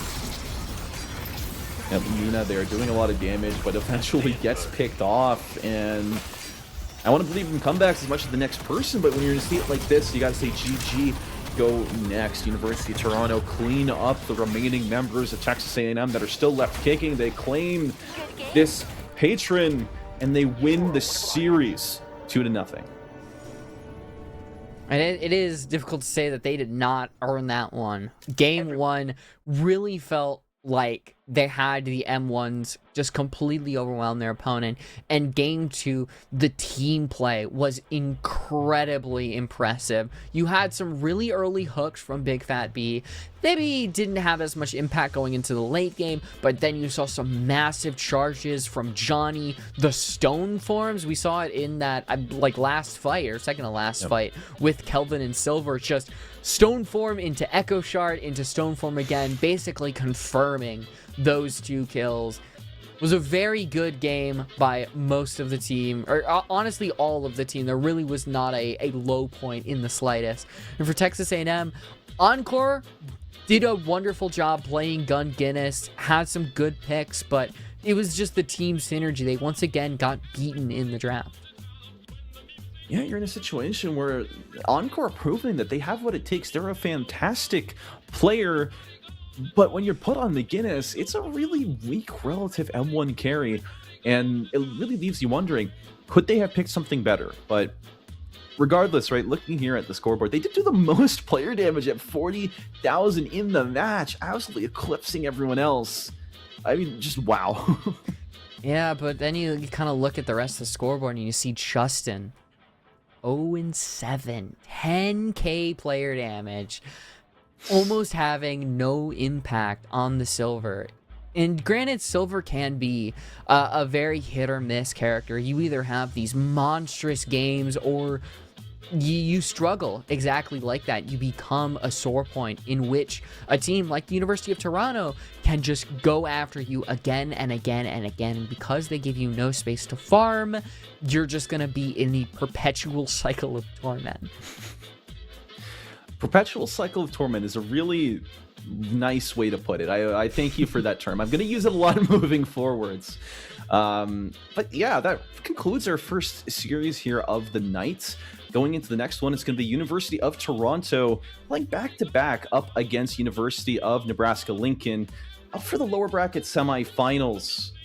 Looking at that last one, it's got to make you wonder, on this hot streak, can they make a really big difference? That is the question. Getting 2-0'd does kind of scorn you, but like I was saying earlier, you have that past history. You can go back to what maybe you did wrong, what your opponent did well, and say, okay, how can we work on that?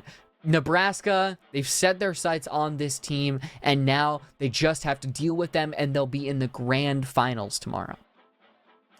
So hold on to that thought, because we're going to be sending you guys over to a quick break, and then once we're back, you'll have your lower bracket finals.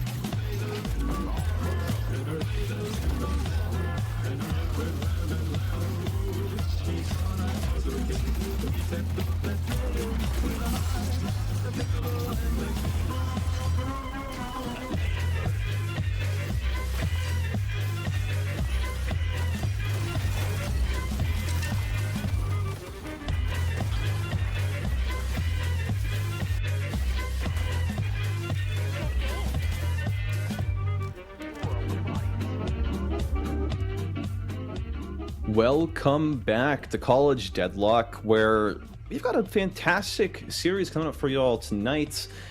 University of Toronto coming back into this game, right? They were coming through the round 2 lower bracket, made their way through SUEG, made their way through to TAMU, and now they have their rematch against University of Nebraska-Lincoln. It's going to be a tall order for them to really reverse what happened before, getting 2-0'd previously. But if anyone's going to do it, it's going to be them here tonight, because this is their last chance, their final bloodline. For those of you that are just joining us, my name is Spaffles, and I'm here joined by Light Rose. Now with the lower bracket finals upon us, I'm sure you got plenty to say. Oh yeah, it's going to be up to Toronto to keep that hot streak going. I mean, this is a team that is as fiery can be. 2-0 after 2-0 after 2-0. This entire playoffs has just been a bunch of 2-0s. We haven't really seen a lot of map 3s happen the entire playoffs. I think it actually has yet to happen overall. But if there is a series that can do that, it probably would be this, where Nebraska did win 2-0 previously up against University of Toronto, but like we said, they're coming off a really hot streak versus Nebraska, who did lose in that upper bracket final. Yeah, that upper bracket final against Northwood, it was another reminder of Northwood's place in this league. Yes, we have a number 1 versus number 3 bracket seeded team, but they are very, very clearly a step above everybody else. Now, seeing UNL, University of Toronto, fighting up against here, the winner of this will really have to make sparks fly to be able to stand a chance up against them.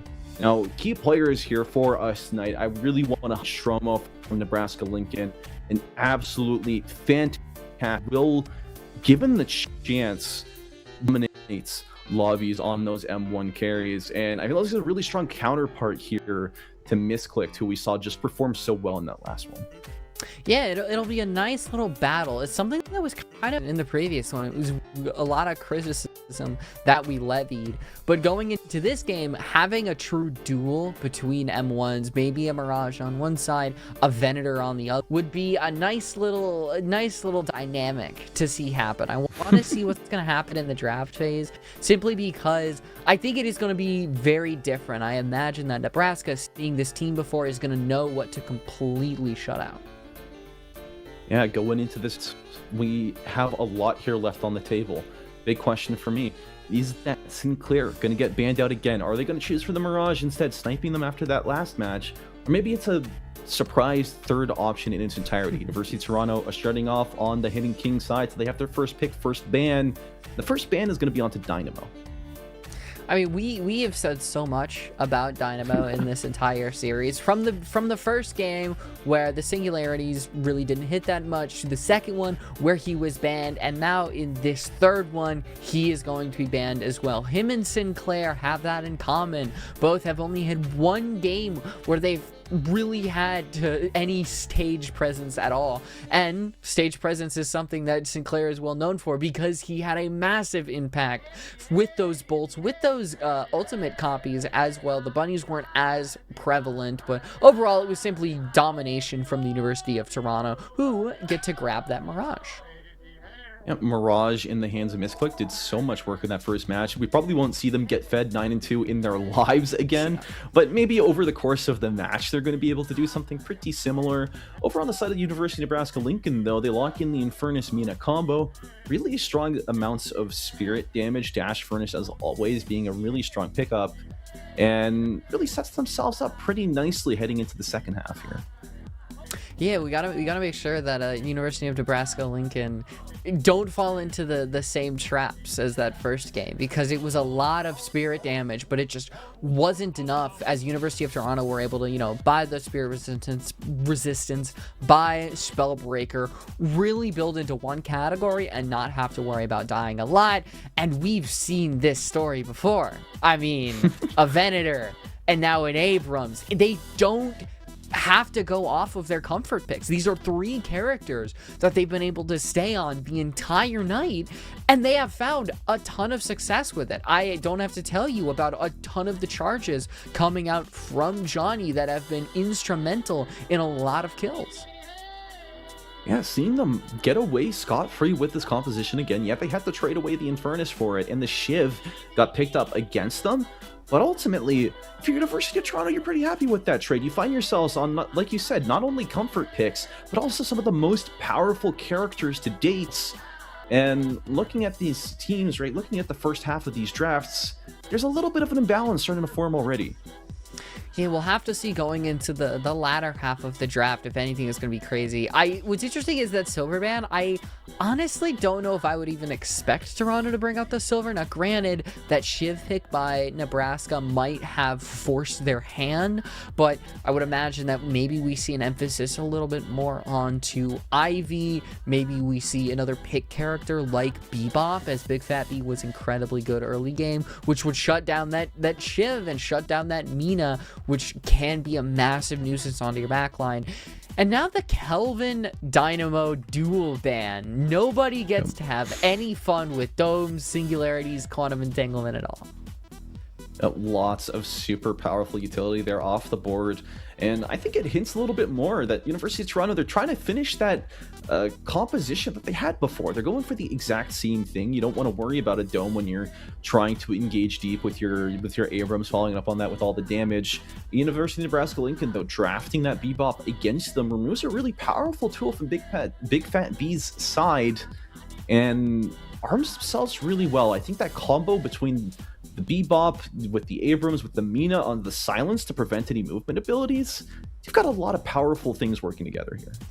Yeah, I mean, you also can isolate a Mirage who's kind of in that mid to back line. It would be hard. You'd have to really thread the needle, but we're at the point in the entire semester where you're gonna have the best of the best in college deadlock who are gonna be able to thread that needle. And picking up an Apollo, something that they weren't really able to do in the previous series because it was such a mainstay from their opponents, but instead that massive spirit damage is gonna be on their side, the mobility, everything of the sorts, and now you and I were kind of talking about the impact of that Lady Geist, and now we get to see it in action. And Lady Geist is a great pickup here, brings a lot more balance. People think of her spirit first, but also has a lot of utility baked into her gun, is able to proc all of her items and do a decent amount of damage while doing it. University of Nebraska-Lincoln, they lock in that Doorman. And a little bit of history for you, Light Rose. I am an avid Doorman hater. When that character came out, I thought he was fantastic. He was great. People were going for trick shots, all of that, the kidnaps. But then the kidnaps under the walker started happening, and clips were posted on YouTube, and you see it everywhere. And you start buying cheat death, and I don't think I have to go further than that. It is a menace to society that we will have to keep our eye on, as kidnapping players under walkers is a very common thing that, even though Valve did institute a change where you can physically see the door, sometimes physically see the door on the minimap, sometimes that might not be the thing that really saves you, and you suddenly find yourself under a walker being slammed, being taken down with so much spirit damage. And so we'll see if University of Toronto are going to be able to counteract that. And following it up, the last pick of the Grey Talon. More burst damage, more CC. This team loves to bring in a bunch of CC combo chains. And being a flyer that's going to be able to counteract potentially a Shiv or an Infernus who are lying low on the ground. Yeah, it gives them a lot of extra room to play with. The GTs, if he's able to stack up those birds, is an absolute menace in that later game. The amount of spirit power that he's able to build up, all that extra damage, is going to really blow through Nebraska-Lincoln, as although they have a lot of the right components, it doesn't feel like they have a very tanky composition. They're focused a lot on getting those picks, getting those early kills, and isolating targets where they find them. Not to say that they don't have anything in the tank. They have the Infernus Ultra when those big team fights start breaking out, but they're going to be a little hard-pressed in the face of University of Toronto, what they're bringing. Taking a look at some of these lanes, the Geist Bebop is pretty nice. You're going to be able to bomb and suck once you actually get that hook together.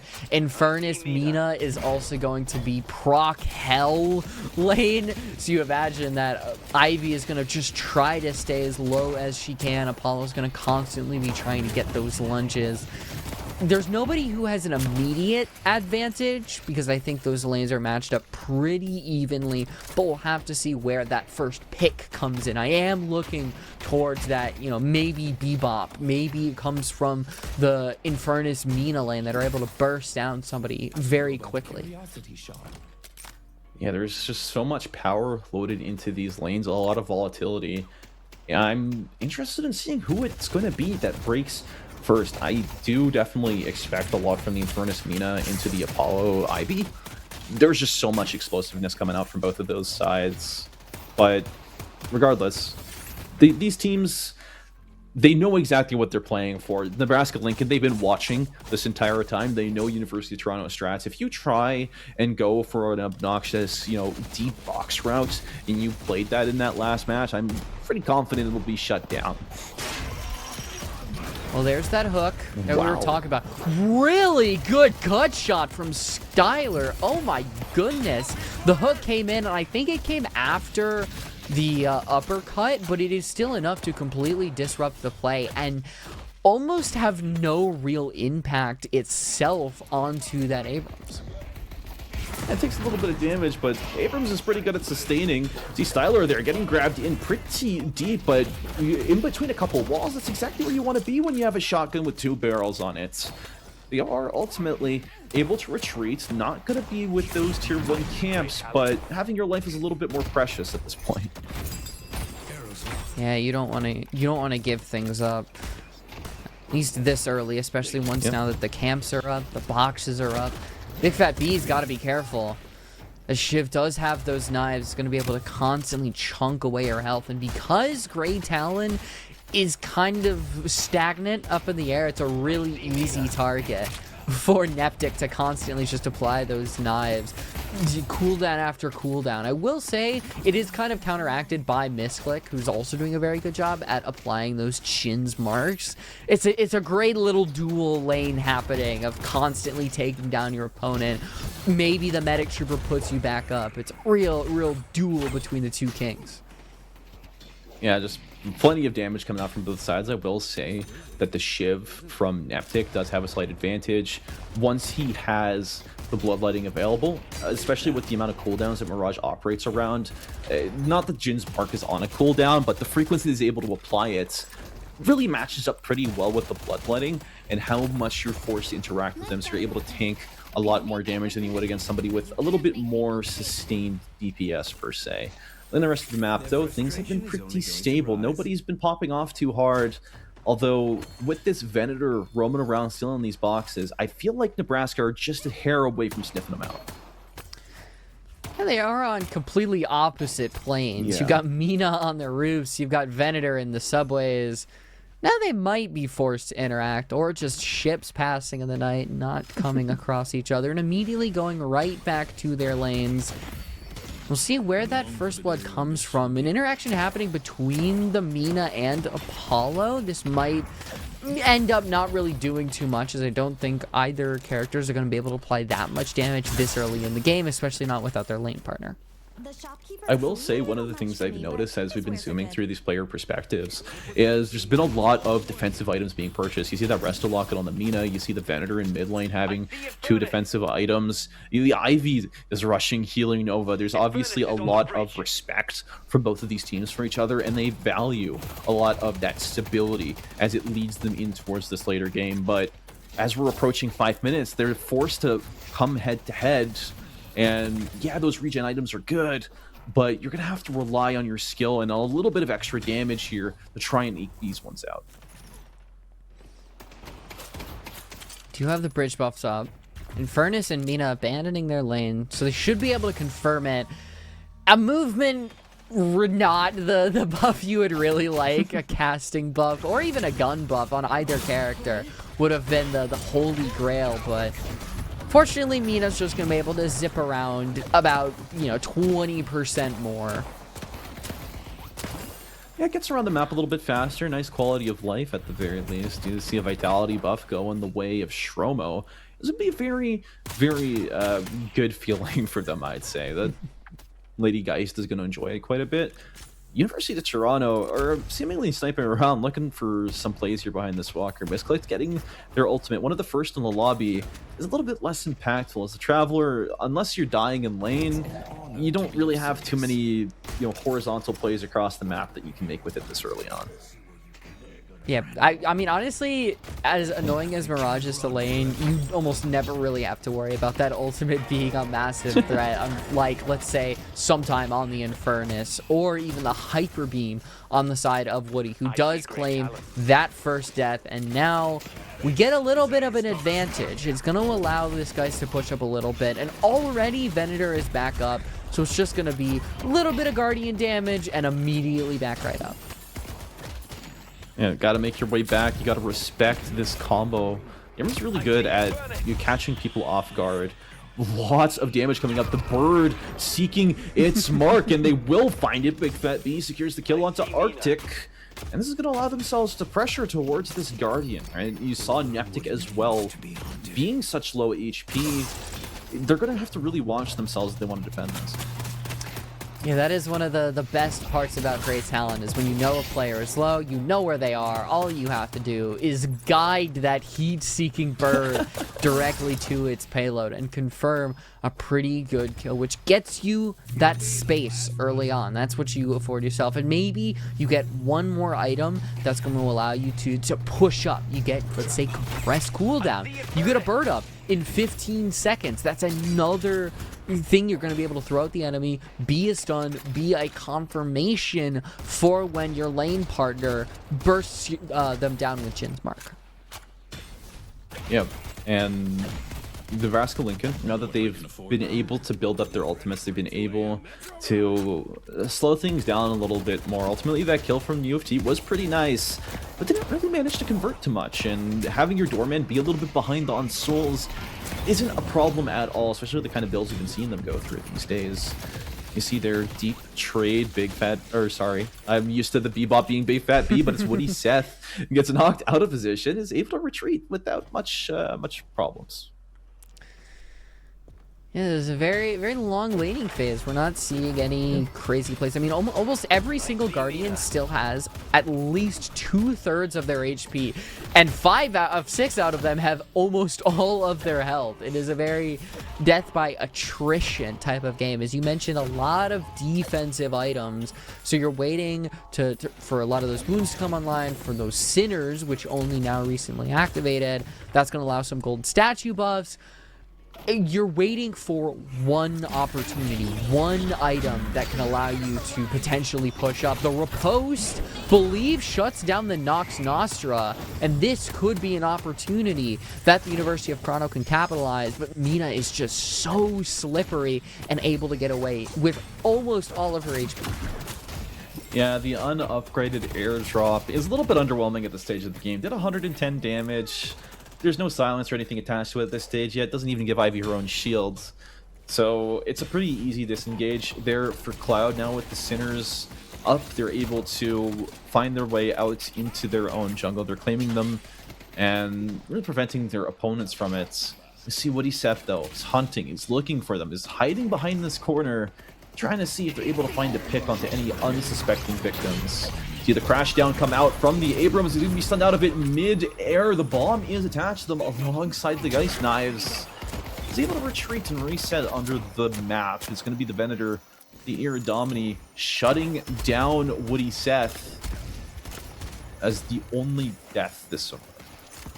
Yeah, unfortunately, you take that engagement with about 800 HP, less than half. That's going to be perfect for a charge into an Iridomini or into a gut shot. That's where that burst potential comes from. It's a combo that the University of Toronto really, really enjoys. I believe we have a small technical difficulty, which is why you see us instead of the game itself. But now we have a very, very small snowball starting to roll. It feels like the first one of the game where your respawn timers aren't just going to be 5 seconds in your backup. It's giving you an opportunity to potentially push onto that second lane partner or even go for those Guardians, which has been a very big rarity in this game so far. Yeah, getting those Guardians is at a premium at the moment, and being as slow as the game is, this fits really well for the sort of game plan that both of these teams are trying to achieve, namely University of Toronto. They have a Mirage, they have a Venator. These are two very late game hyperscalers, and they enjoy that things are going this far. Meanwhile, the Infernus, yes, is able to scale, is able to get a lot of value towards the later game, but once you build a lot of those big counter spirit items, it does start to struggle a little bit more in comparison. As we see, there's not much capitalization. It's mostly just, you know, Johnny and Styler having to defend that Guardian with so much damage being pumped into it. As we're now reaching buff opportunity, and it seems like it's going to be Nebraska who might be able to grab both of them on either side. They go up, they're grabbed, and even though University of Toronto try to nab it themselves, they instead are converged upon on that middle lane, a true 3v3 that Nebraska might have an advantage because they just need to pepper a little bit more damage onto that Guardian and give themselves a very small advantage.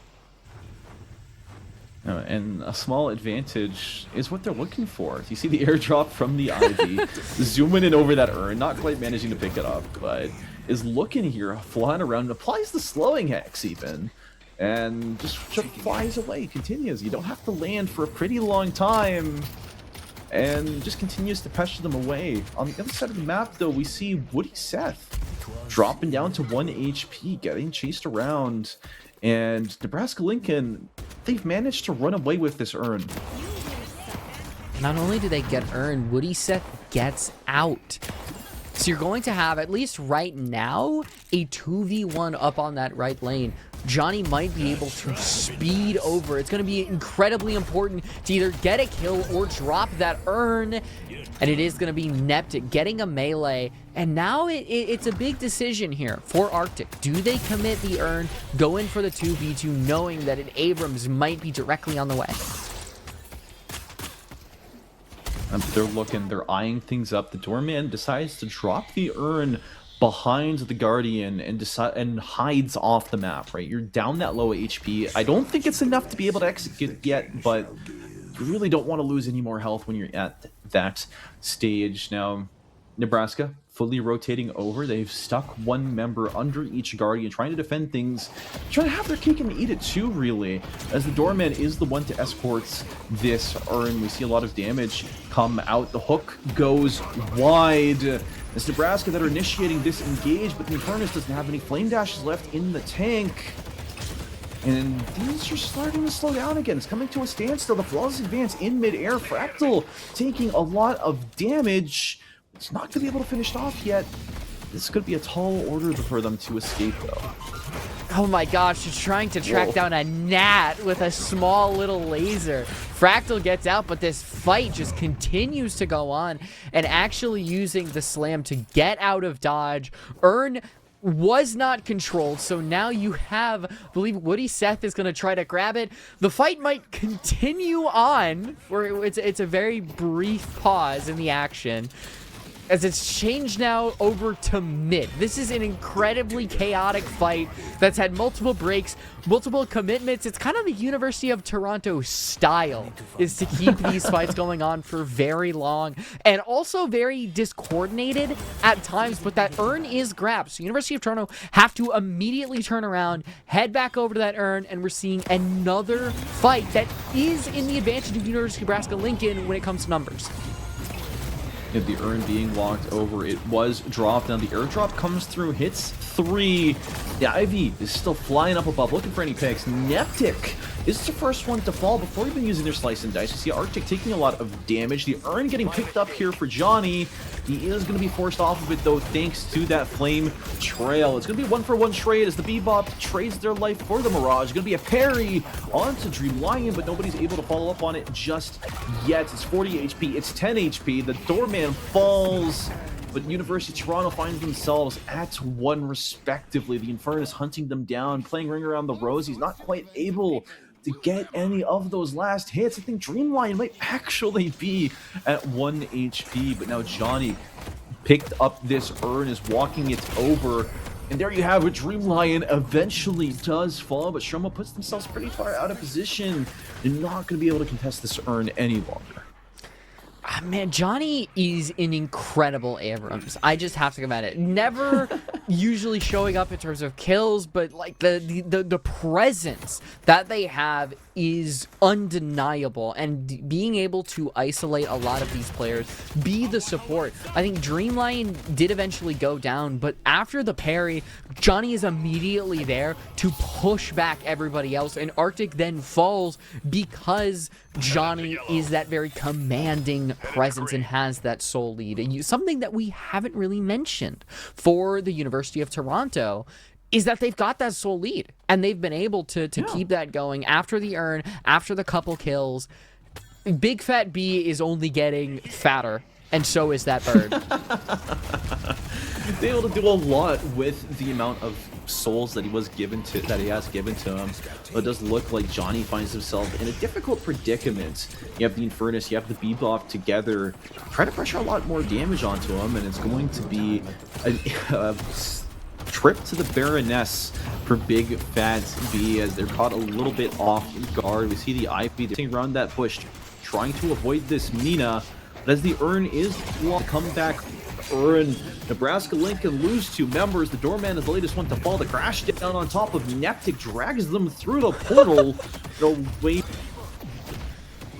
Oh, this fight just keeps going on, and you imagine that it might benefit Nebraska Lincoln because they have the Shiv and they have the Infernus, but the movement of Toronto is incredibly good. They're constantly able to dip, dive, duck, dodge, and dodge so much, and you have Styler who then comes in, 18k souls, able to be that consistent damage dealer and eventually pressure this away, along with Misclick, who's in on that major fight. Yes, Urn does get dunked, but maybe you die for that Urn. It's hard to say, as it seems like it's Neptic who's going to constantly apply those 9 and be a massive thorn in the side of Toronto. It's a bit of an odd play, to be honest. Looking at the way that the urn was dunked, the top left side of the map, you know, on the right side, you have Sometime, you have Neptic running down University of Toronto, who haven't quite reset after that previous fight, and they get caught out for it. He runs them down, gets 2 to 3 kills for themselves, and no, they didn't manage to pressure the Walker, not in the same way that Toronto was able to in an earlier urn exchange. That's still a really big soul swing, and what brings them back head-to-head now. Yeah, that's the thing. You want to stay competitive. You just don't want to let your opponent out-farm you, out-maneuver you in terms of macro. I mean, University of Nebraska Lincoln still have a Guardian on the right-hand side. Yep. And it has been some time being that solo laner who's been able to constantly just get those souls, keep all these players away, because there's just not enough damage presence to actually contest them. I mean, Ivy and Abrams is probably not the duo you want going up against somebody like Infernus, but I imagine that most of Toronto is probably going to be focused on peppering this left-hand side, because that's where the monsters of the game are. Big Fat B and Styler are going to be somebody that Nebraska Lincoln are constantly having to keep their eyes open for. Yeah, and they've got to keep their eyes wide open for it. You're not going to be able to play comfortably. You have to always be at the edge of your seats, because that bird is going to come and get you when you least expect it. As soon as that critical icon pops up on that top, doesn't matter where you are, the bird is already on the way. Now, the way that this team is playing, right, Nebraska Lincoln, they know that there's no objective up for the next 2 minutes, so they're spreading themselves out. They're collecting those jungle camps. And then eventually when that urn does spawn, it's going to be on that left-hand side, so you can expect to see a lot of presence there. Taking a look at the builds, there is a consistent item being run by Nebraska Lincoln. I believe I see 4 Dispel Magics. So they do not want the Jin Sparks. They do not want, you know, Spirit Strike, all of these things that Toronto would love to keep applying onto them. The counter buys are well and alive, and now it's the counter aggression that could be University of Nebraska Lincoln's boon, as they're playing around this door very, very well. Oh no, Styler gets knocked there under the Walker, almost able to escape, but that gets taken out by the Stomp. You saw a little glimpse there of the Antoniano Sun. It's not able to find anybody. And Nebraska, they were able to make a really good call there. Off of Styler breathing for their Sinners. Next up, they're able to pull Johnny back into this fight. And no, it's not like what happened last match. He's not able to survive for nearly as long. And University of Toronto, they have to take their losses. They have to lick their wounds, being 2 members down going into this 20-minute timer. It's a good little hook there by Woody Seth as everybody's playing around that Abrams. As chunky as he might be, ooh, that is probably not a place you want to be. I swear, I don't know if it was the slowing Hex into the Dispel Magic, because it seemed like it was applied after, but the Sanguine Retreat happens nonetheless. We still have an engagement on mid as everybody else around just continues to farm. You're seeing a duel between Misclick and sometimes battle over who's going to maintain control over that ever-important solo lane on the right. Yep, lots of pressure coming out. You see Nebraska Lincoln able to claim that bridge buff. And with 3 bodies on this side, University of Toronto outnumber them. They're going to be able to throw a lot of their weight around. Fractal picking up that urn. There's going to be a shoulder charge here that goes wide. Bats used up very early here for the Mina. University of Toronto are able to get on top of her. It could spell disaster. Is able to retreat for now. And all eyes are on this deposit point on that right-hand side. And it's going to be tension just constantly building up. The very important airdrop bomb onto the triple boxes, I had to say. Yep. It's one of those things where it's just like, hey, whatever. You got it. You're not using it for anything else. Who cares at this point? But it's, like I said, it's a lot of building tension because your eyes have to focus on that urn. Very, very immediate, but less subtle. Definitely is that duo over on the left-hand side.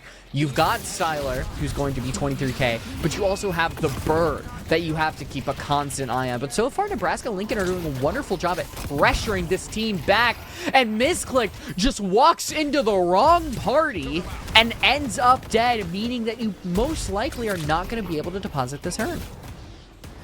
You had a lot of really good bait there. You got the combustion out, you got the Nox Nostra, but when you ultimately die for it, it doesn't quite matter. You're not going to be able to put this urn in. Now, it does change hands. Nebraska Lincoln have it in their holds, but on the other side of the map, that wombo combo you called out on that left-hand side, they're able to take that walker, and Sometime has dashed into them full speed and is catching some of these hands. You have to get this urn. Like, you lose a walker because of it. I assumed that they were just going to immediately, you know, maybe you trade it that you only have the Ivy and the Apollo, but I think Nebraska Lincoln might be going up into a situation where they end up on the massive losing end because of it. If University of Toronto are at least able to deny this urn, or even better, somehow get it with the 2 lone players, the game completely changes as it's you know, little choppy. We'll get that sorted right out. But it's very interesting because I feel like we're at a tipping point in the game where we're starting to see University of Toronto get some really good advantages, but Nebraska Lincoln are almost always there to immediately get it right back. They find a kill somehow. Misclick is caught out on an island of his own. It's really good boiling tension that I'm loving to see from these 2 teams very late into the playoffs. Yeah, both of these teams clearly in their prime, going head-to-head, trading these objectives, making it worth their while. Now, one thing I do want to mention is, even though the soul counts are being continuously tied up, Nebraska Lincoln, they have the advantage of when they dunk that urn, they also get permanent buffs. They're setting themselves up over the long term to gain some small advantages little by little. Now, looking at things again, right? You have your combo, your Venator and your Grey Talon, who are very fed, very strong so far. But your Mirage is starting to fall by that wayside. And I cannot say the same thing for Nebraska Lincoln's carries. Yeah, I mean, Sometime, the big 27k.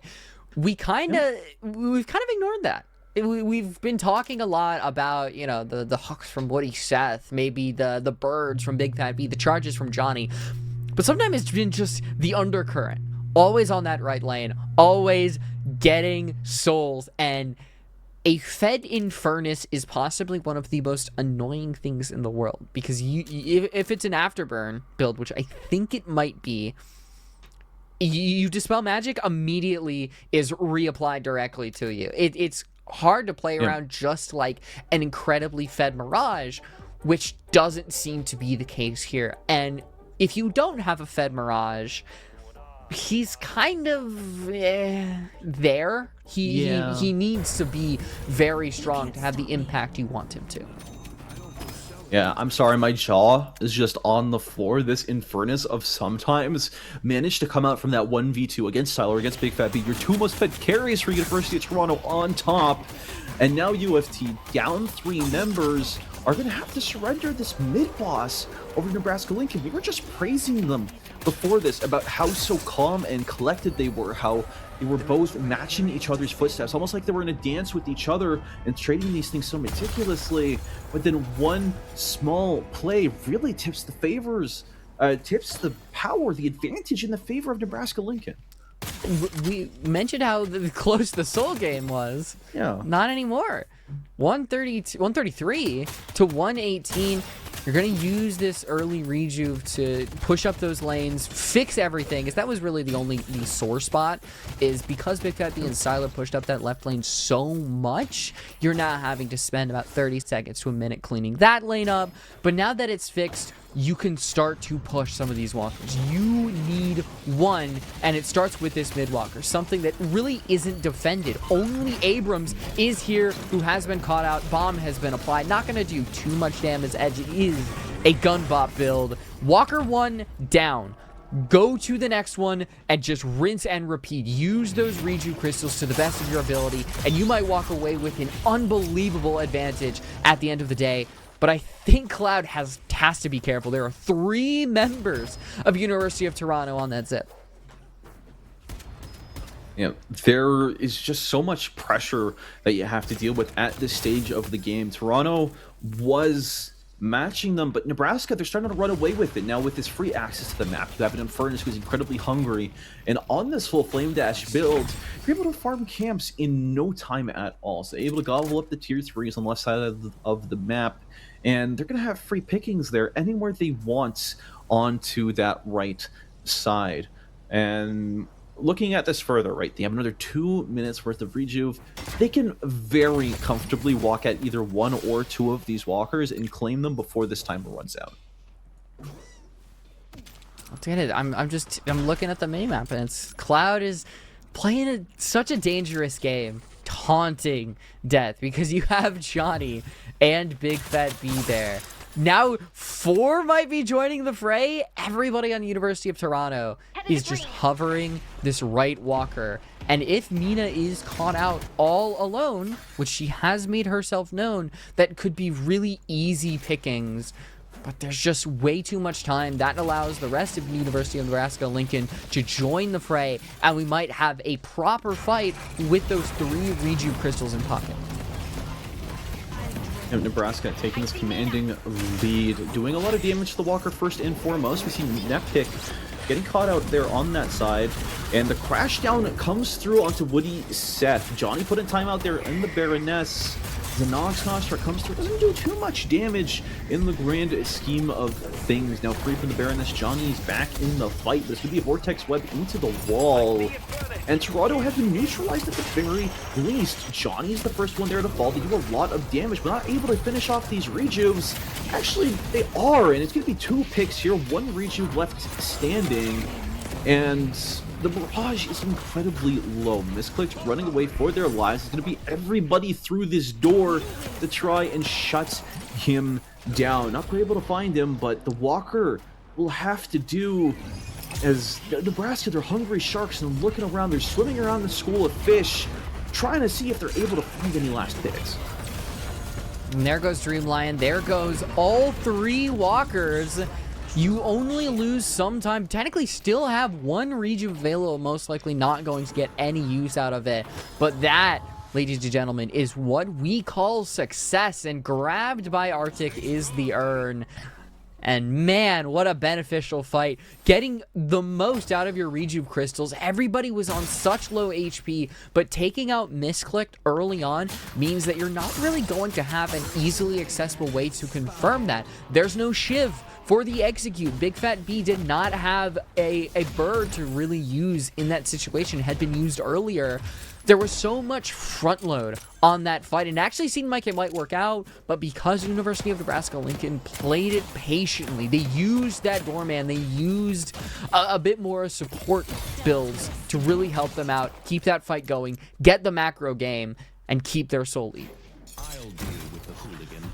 Now, all things considered, the way that the Rejuve has been playing out, the soul lead hasn't been widening at a rate that you would expect. Toronto are continuing to hold themselves together, and even though you see Nebraska, they're trying to make these plays, they're trying to make these big moves, they're not able to really break through in a way that you've seen from them before. Now, Johnny is the first one to fall here, and the urn is able to go into the hands of University of Toronto, again, working to close out that soul disadvantage. Oh no, Dreamline has to be careful. Those knives are going to do a lot of damage, but the combustion kills Styler. You don't have charge. You don't have damage from that Venator, and Mirage is on a fraction of HP. There is just not a lot of chances for Toronto to get back into this. Now, number-wise, they're really close, but Nebraska continuously finding these picks, getting the advantage. Yes, at first it was onto the Abrams, but eventually it's onto the Venator as well. You know, Styler off the board, not able to farm up, not able to do anything. You feel really bad. You find yourself in a difficult spot, and ultimately, the gap is starting to show. The cracks are there. Nebraska are proving to us once again why they found themselves coming into this series from the upper bracket to begin with. Yeah, their sustain is just incredibly strong. I think using that doorman to great value, even though you're not getting, the kidnap doorman, the vortex webs, the carts, they're doing a great job of shoving this team around directly in line of sight of Shromo's life drain to sometimes constant dashes, and suddenly you have a lot of the University of Toronto players with about a quarter of their HP having to play in that back line, of which University of Nebraska-Lincoln will love because they've got Woody Seth, because they have the execute potential from Neptic. It's a synergy that really works in their favor, and doubly so when they have a soul lead such as this. It is lethal to be on the other side of this, and you have your objectives coming back up. You've got your mid-boss, you've got your buffs in 15 seconds. The urn, most notably, I don't think Nebraska is going to let another one go into the hands of the University of Toronto. They're going to be on top of these respawns. Now, on the left-hand side, you can already see the congregation of members as Toronto are being forced back. You see Misclick dropping already down to half HP. This Mirage is not having a good game at all. Ooh, look at that spirit burn proc. I see Bebop. About half damage to Mina. Urn is grabbed. You're trying to chase her down, but Grey Talon has very old legs. He's not going to be able to catch her. And now that puts Urn in the pocket of University of Nebraska-Lincoln. They don't have that, disadvantage Urn because of Toronto farming things up. So we're going to have a really proper Urn fight. Yeah, this will be your big moment, right? Getting a neutral urn at this stage of the game is going to be massive for Nebraska-Lincoln. If they can lure them out, if they can get this safely, you have what it takes to be able to go mid and then end directly afterwards. And Toronto, they're trying their best not to let it happen, but Big Fat B gets caught out near the left-hand side. It's going to be Johnny. It's the first one to fall. Noxtrastra from maximum distance to apply that silence onto the Mirage. Misclicked is unable to get away. The Spirit Sap as well, just adding insult to injury as the Dust Devil continues to escort them further. But it's just delaying the inevitable almost. You see the Mina dashing into close range, but he's not able to find that final hit, and it's ultimately actually going to be the Mina that falls. You see the Hyperline, though. Mirage is stuck in Infernus' the fiery death trap. Toronto, they're trying to pull their way out of this. They're still fighting down to the very end. You still Streamline save Misclick's life. But ultimately, wherever they find one, Nebraska trades back two. And they definitely have their eyes set onto the mid-boss after this, if they're not trying to end directly. Yeah, I mean, you're probably going to go for mid. You definitely are going to go for mid here. But you'd have loved to take out Misclick if Sometime had, you know, maybe gotten that Afterburn on, which would have been the confirming kill. But it's crazy to think that only now 32 minutes in is that right Guardian done. That's how little control that University of Toronto had over some of these solo lanes. Yet, yeah, Misclick is now on 37k, but it's going to be very hard to actually contest with everybody on University of Nebraska-Lincoln because you're constantly fighting from behind, and a mid-boss contest is so important. And Stoneform comes through. University of Toronto able to steal one away, but it should be used up on the spot. They are able to take down Arctic, wasting one of their rejuves. Nectic is down the next one at 1 health. And Toronto, they're managing to hold on. Haven't lost anyone quite yet. Nectic dropped down to low HP. 200 is going to be the one to fall. And ultimately, they were able to bypass the rejuve. Somebody else had claimed it. But Toronto, they continue to lose too many members in the process. Misclick and Dreamline, the first two in the pit, are dead. And Johnny is going to follow them to the grave soon after. There's just so much overwhelming force of crowd control, of damage, the hooks from Woody Seth, making sure that Johnny does not have a good time at all. That mid lane is just perfect for Nebraska-Lincoln. You are able to steal one, usually thanks in part to something like that Ivy Stoneform, which is going to stun.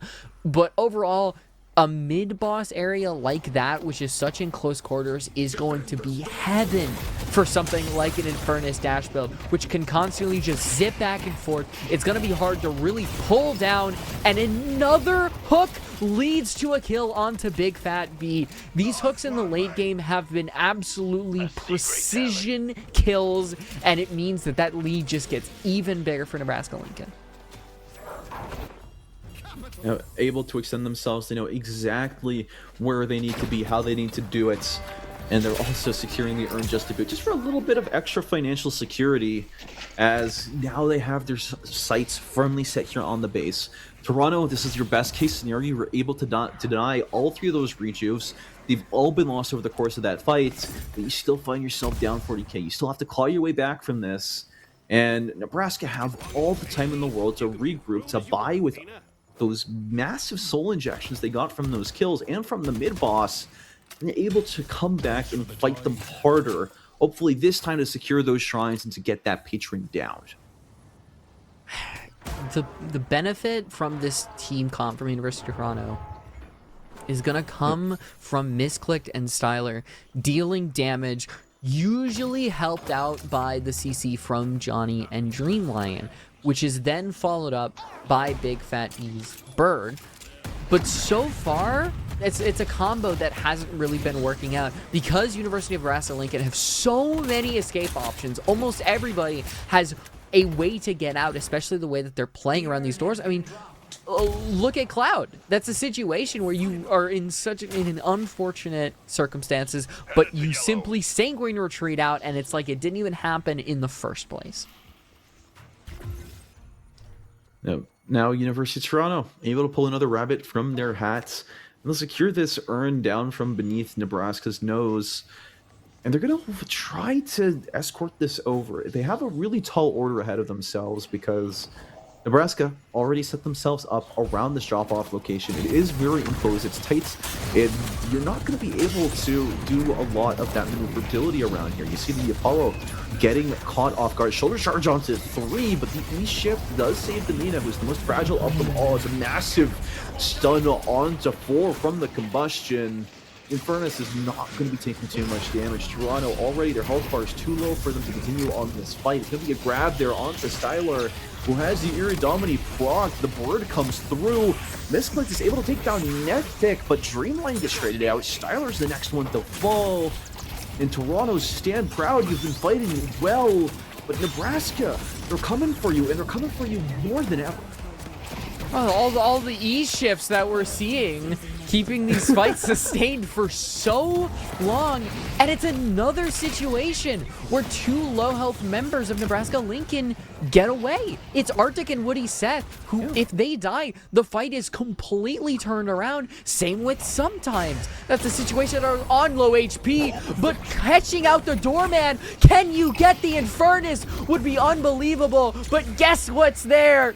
It's E-shift happens. It is always a looming threat, and the bird does not connect. It might be a situation where Big Fat B just pulls up way more than he can chew, and it gives Nebraska Lincoln an advantage for about 30 seconds to a minute. That's one of those jump scares that has got to be one of the top 10 scariest moments in your Deadlock career. You pop up out of the secret shop, and there is a Grey Talon staring you down, charging the arrow and silence leaving you. You have no chance other than to accept your fate, but ultimately Big Fat B ends up paying the price. Was overextended, it gets taken out. What I wanted to touch on though is replay of that previous fight. It's really easy to dismiss University of Toronto being down this much, but they were able to do so much damage. They forced Nebraska into a retreat, and they started to work on closing that gap. They're down 20k now, but it was 40 before. A lot of it does start with the control, not literal crowd control, but the ability to keep the fight in front of you. A lot of times University of Toronto are able to back out of that urn area and use those lanes as a sort of funnel mechanism so that they're not caught in this chaotic mess of a fight. A disgusting hook, E-shifted against the combustion. Honestly, it feels like E-shift is one of the most beneficial items in this entire game. Airdrop comes through, silences 3, and allows University of Toronto that extra time to go out or to engage even harder. I've lost the video feed, but we'll be right back with you very shortly. I mean, that fight, that engage, that everything. I mean, I thought that Resta Locket was favor of the month, but we saw, I think, everybody in this lobby on E-shift. I mean, how many times did it save you? I think it saves you from the bomb, it saves you from the Geist Rain, it saves you from combustion, from Infernus. It allows your Ivy to then swoop on in, get a silence, shut down a lot of the impact from this team who relies a lot on abilities.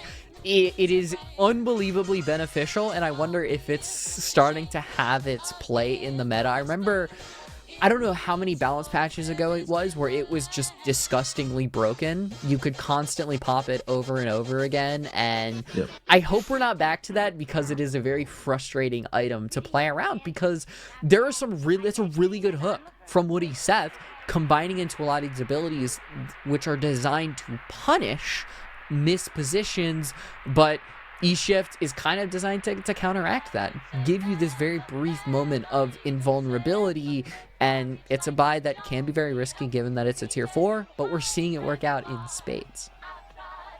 It's one of those super obnoxious items to run into. Now, Nebraska Lincoln, they have a way around this. You have a Bebop Mina combo that I really don't see talked about enough, because once you pull somebody in, you're able to pop that Nox Nostra, silence them, and prevent them from going literally anywhere with your combination of CC and silencing, and E-shift is able to dance around that. Now, silencing should be able to disable it, but you have to pre-pop your Nox Nostra in advance, and that is a tall ask, especially since I'm sure that item has just been purchased. Like you said, it's a 6,400 on an Abrams, who is behind the rest of his team relatively in farm, being a lower farm position.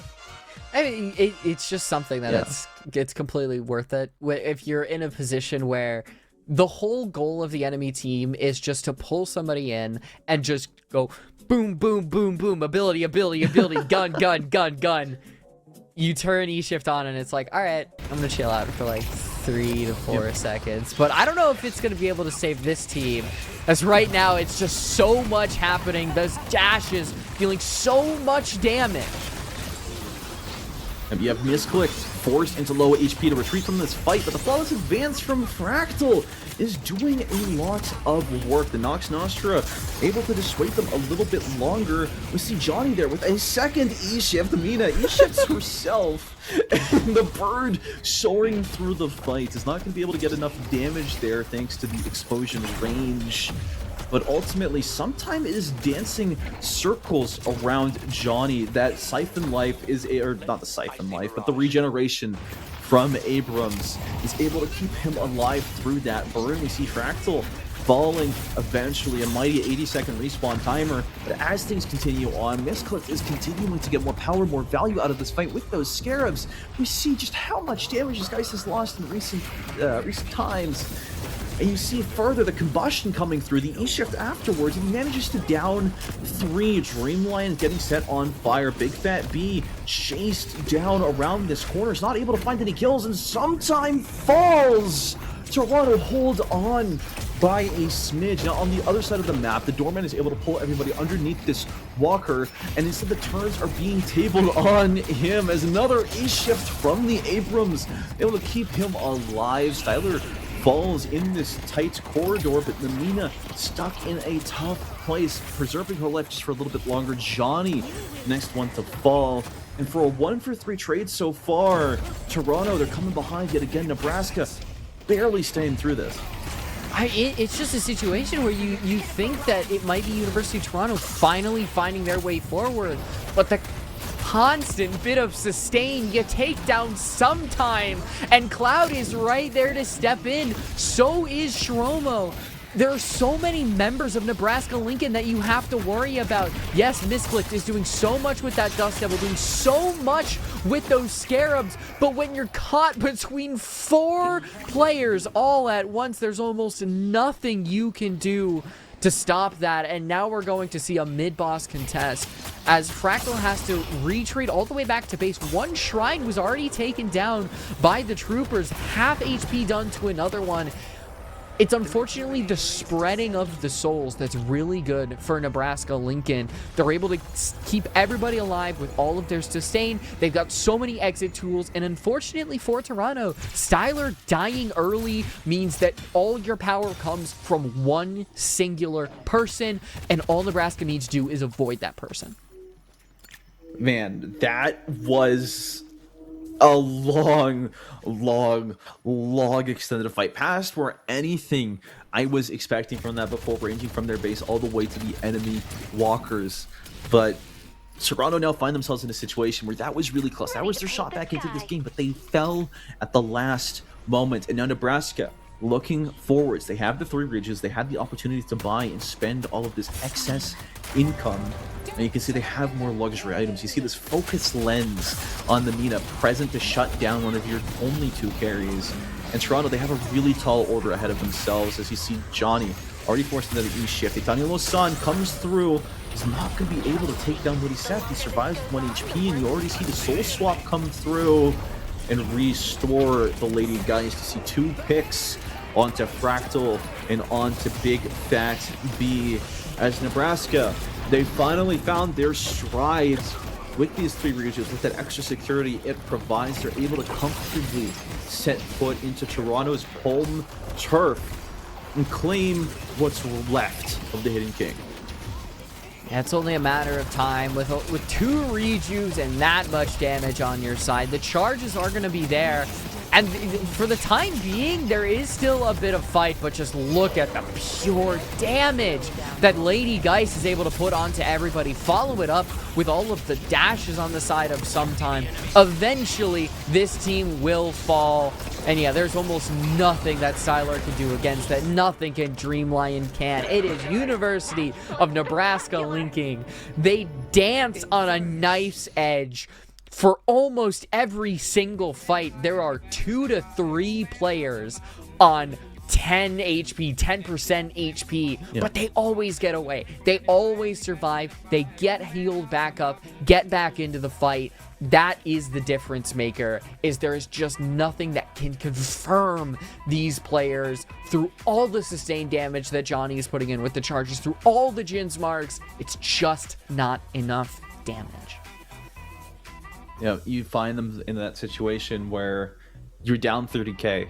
You're fighting so well. You're trying to get these kills, but that inch of damage that is lacking, it hurts them the most. And everyone living at 1 health, like you said, was really brutal for that Toronto roster. Now looking here at the MVP, there's so many people that you can give it to. You've got the Geist, who was super impactful. You got Sometime. You know, I'm going through the names. I think it's definitely gotta be Sometime on that Infernus. The amount of solo plays the team plays. Yes, they overextended a little bit. Actually, it's Strobo with the steel chair. Yeah, I mean, Wow. Strobo is just that consistent player damage. 84k. That. Yep. Who's going to be able to contend with that? Geist Yeah. late game is a raid boss in of herself. She is just some type of creature that cannot be stopped unless you have, you know, a bunch of curses, unless you have a bunch of anti-heal that can constantly be applied. It's just way too much for Toronto to deal with because, like I said, you not only have Shroma, you've got Cloud, you've got sometimes... I mean, Neptic was constantly applying dashes as well and knives, bloodletting to keep the HP slowly ticking away on the team. And considering how fight-heavy that game was, look at the amount of kills, look at the amount of deaths. You saw 8 kills for pretty much all members there of Nebraska. It felt like it was 20. It felt like you had so much more action. Everything was super drawn out. You talked about it before, but this is University of Toronto's classic style, and Nebraska are matching their freak, and they're winning in it. Yeah, it'll be really interesting going into the second game because that is 3 matches that Nebraska have been able to take over University of Toronto, and they're playing their own game. They're using these long, drawn-out fights as beneficiaries that they can completely turn it around. They've got more abilities, they've got more sustain, they keep the fight going, and they keep the wins going for the team. Yep, now make sure you don't go anywhere because we've got map number 2 of this exciting series. Will University of Toronto be able to clap back, or will Nebraska continue the playoffs curse and win with another 2-0? Make sure to stay tuned, and we'll be right back with you very shortly.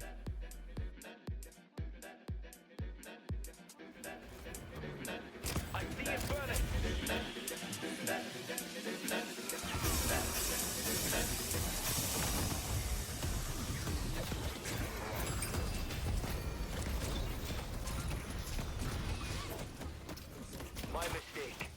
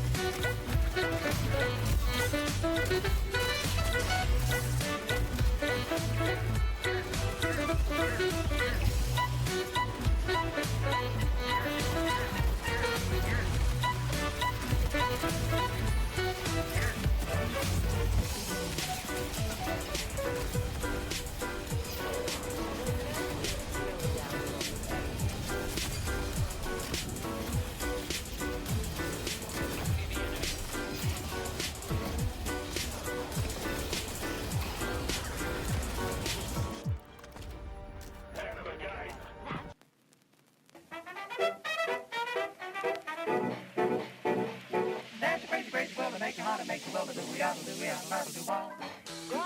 the rhythm is sweet, and learn to do the crazy cool. Guarda the rhythm is sweet, and learn to do the crazy cool.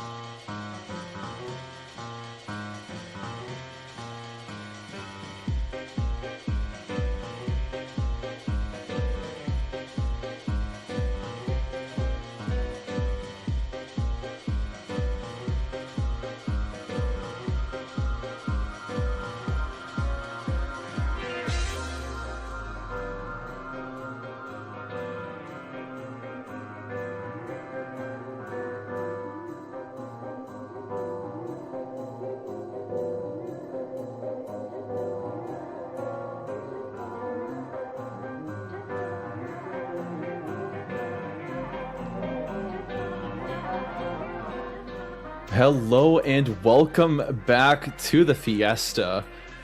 That was a crazy game number one to see from both of these teams. Nebraska-Lincoln just playing a little bit better, pulling ahead and able to find their advantages in the weirdest ways. We saw how those fights extended past 2, 3, maybe almost 5 minutes at a time.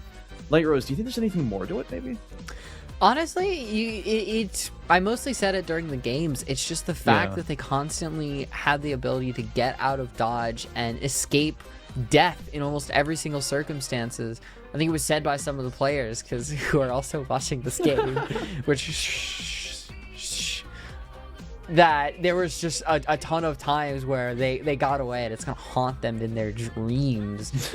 And I don't know where you get that, because a lot of times you had your Venator die incredibly early, so that takes away a huge source of damage. It leaves it just on your Mirage, who would constantly be thrown back and forth. Yeah, Dust Devil is going to cause a lot of disruption, but you're just having to stay away from every single form of CC in the world. And I wonder if things are going to change. It doesn't feel like it's a core draft difference between the two teams. It just felt like the way that Nebraska Lincoln played the fights was much better than Toronto's. For sure, I definitely agree. Now, heading into this draft, we see University of Toronto continue to be on the Hidden King side. Probably a really big fan of those trap beats that he's been dropping recently. Listen to Hidden King's mixtape, if you will. But going into this draft, we have the first ban being Dynamo, followed up by Nebraska, continuing to ban out that Sinclair. They really don't want to mess with it. And Toronto, faith unshakable in that Mirage, locking it again first pick.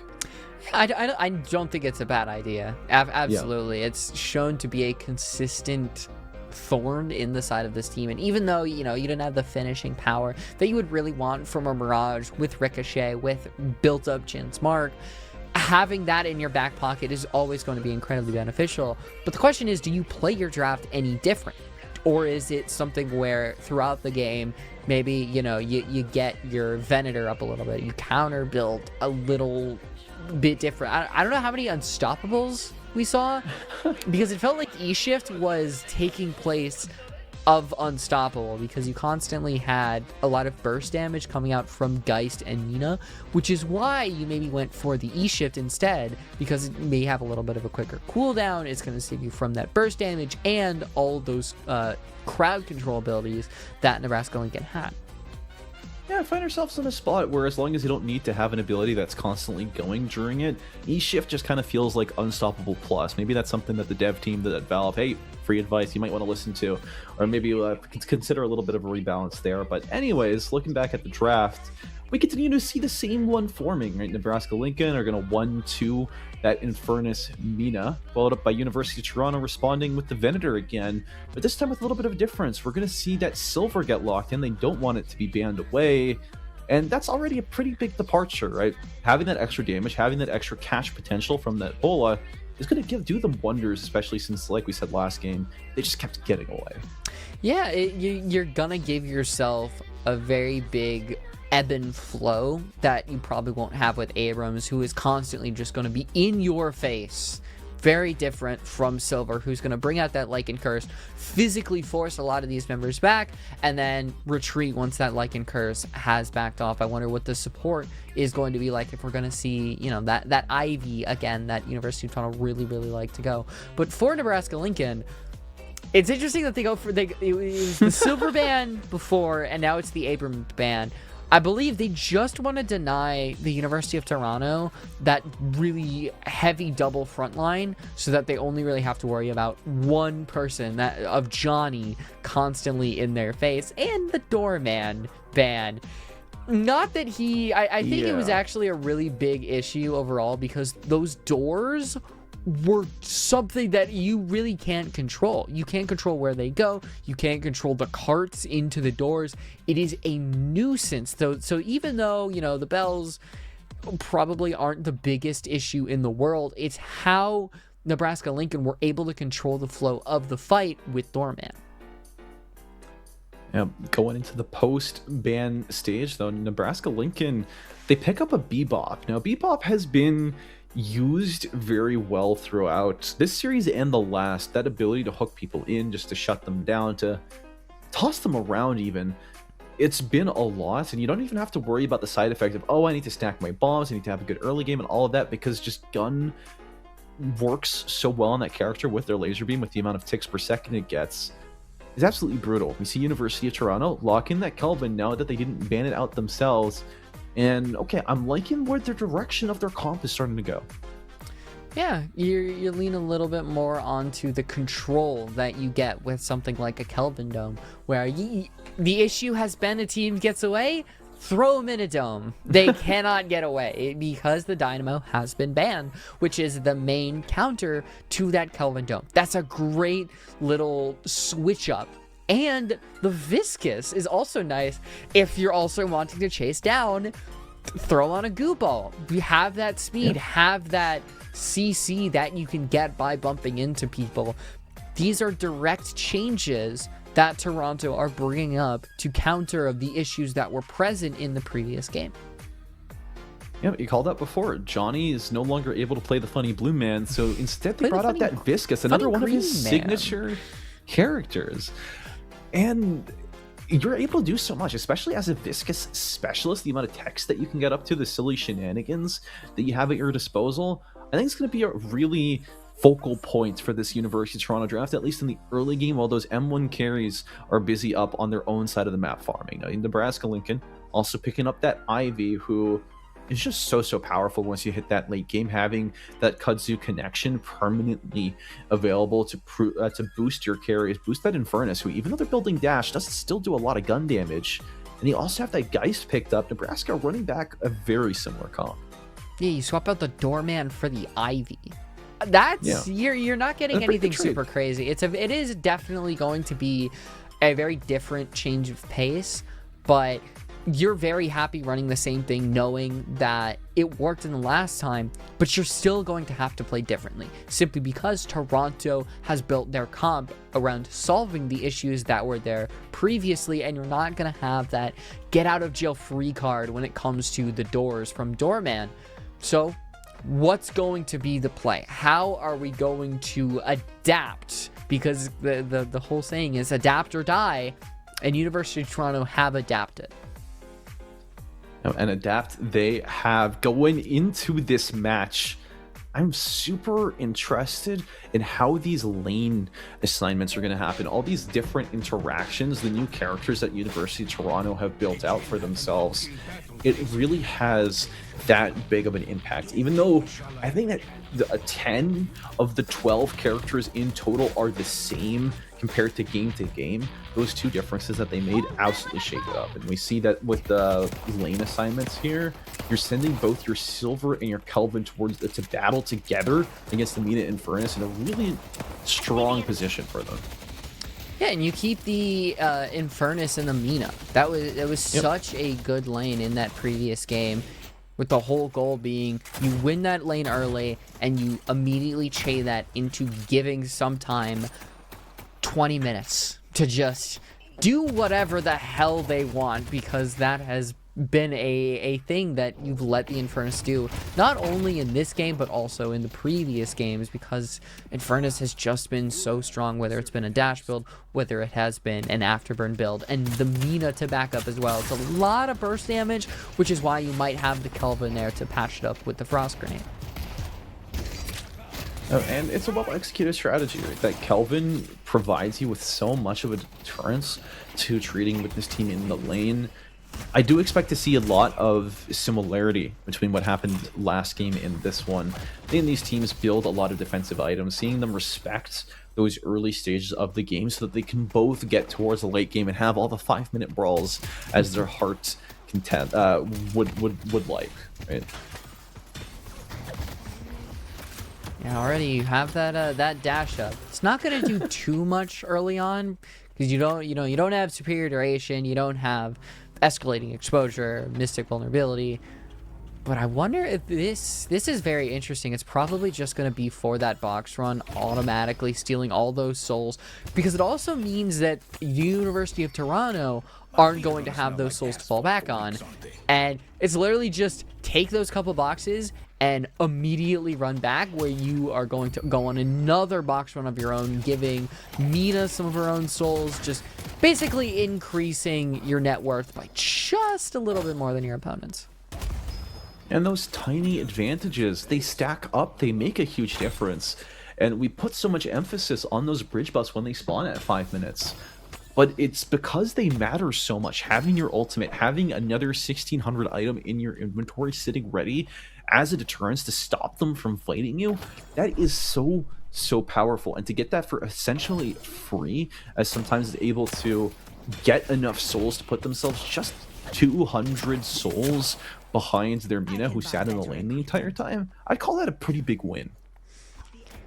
It is crazy. I wonder, are we actually going to get a gank from Bebop, who's kind of hovering around there, instead deciding to zip right on over And a little bit of a brawl. There hasn't been too much ganking early game. A lot of times that's reserved for, you know, maybe around the 6-7 minute mark, because that's when a lot of those items come online. And both these teams have been incredibly patient in lane because they've bought that survivability instead of just shred. Yeah, and the survivability is helping them a lot, right? You think about how many early kills, how many early scuffles happen. You're getting a lot of mileage out of these items, and it's not wasted at all. You can see there, the Venator has a resto shot, a monster rounds to clear the waves even faster in the close quarters whenever he does get engaged on. That's a lot. And you can see the effect of this Mina and Furnace chipping Kelvin down to about half HP. They have to respect the line of sight as First Blood has gone out. It is misclicked. Well, yes, they may have been the monster in the late game, but early game previously did not have the impact that they once did in that previous series. But like always, we'll keep our eye on them if it is a constant issue overall. Dreamlion has to be careful, otherwise they could be the next to fall and be somewhat of an equalizer that Nebraska Lincoln would love to get when it came to Arctic Stat. And we see Big Fat B hunting in deep, doesn't quite hit that arrow onto his mark, and is forced to retreat because of it. Though the University of Toronto find themselves in a good situation, lots of health up on their opponents, means they're going to be able to rotate over to this bridge buff. We already see the Woody Seth sitting on top of it. Bebop is not someone you want to brawl here in the early game. You see Johnny here, the parry goes out to match that Goo Fist, and able to claim that casting buff. There is a bit of support there from Dreamlion, able to keep him alive. Would have been a pretty big kill there for Cloud early on. Yeah, but Mina is designed to be incredibly slippery. It's very evident of who she is as a person, because she just does not like that confrontation. And Sanguine Retreat, also from slick movement from Cloud there, gets you out of dodge. It also keeps that casting buff, that parry onto the Goofus from Viscous, followed by another parry from Johnny, means that you have the very slight advantage when it came to getting that. And so for the next about 2 minutes, you're probably going to see Cloud and sometimes continue their dominance in that lane. Yeah, but as you say it, there's just so much burst finding its way back onto them, losing so much HP, but you've already got Resto Lockets starting to come online. It's going to provide you with a lot, especially in a Silver Kelvin lane, who loves spamming their abilities off cooldown to trade with you. We do see here, though, Arctic falls down to low HP again at the hands of Big Fat B. Though this trade is going to find its way back onto him, dropping him down to low health. And the Mirage, in the Mirage lane, you're not going to have too much sustain, at least coming your way as the Mirage's teammate. You see here that there's a lot of tower pressure coming out as the Guardians not as quite of a safe haven as you would hope for. Now we actually see some aggression from Fractal and Dreamline. For the first time, they seem to be the ones taking the aggression in the lane. And off screen, it's Johnny to fall. The Ira Domini combined with the Hyper Beam, putting Venator into a box in himself, and the bomb is going to be there. The hook as well might be the confirmation. The parry all but cements it, but help is there. Swap to follow it up, and now the goo ball just bouncing back and forth, trying to get out of dodge, will do exactly that. And what a scary, scary fight for the University of Toronto. Well, Johnny coming in at the nick of time, but no, Goo Man is going to save you, Clouds. The Lycan Curse transformation leads them to tipping the scales. We see here Fractal trying to escape with 1 HP. The Afterburn wore off, so it's going to be a tall order for some time to build it back up. You see the Flame Dash, but it's going to be the Ice Dome that separates him from his target. You have a little bit of spirit, but not enough damage to dance with some time just yet. As, okay, it was a 1-for-1 or 1-for-2 trade in the grand scheme of things. Yeah, I mean, this early, I don't think it's going to be as defining as something when you get past into like 15 minutes. So it's mainly just minor soul advantage that, if you take your space enough, aren't really going to amount to too much. Cloud has to be careful.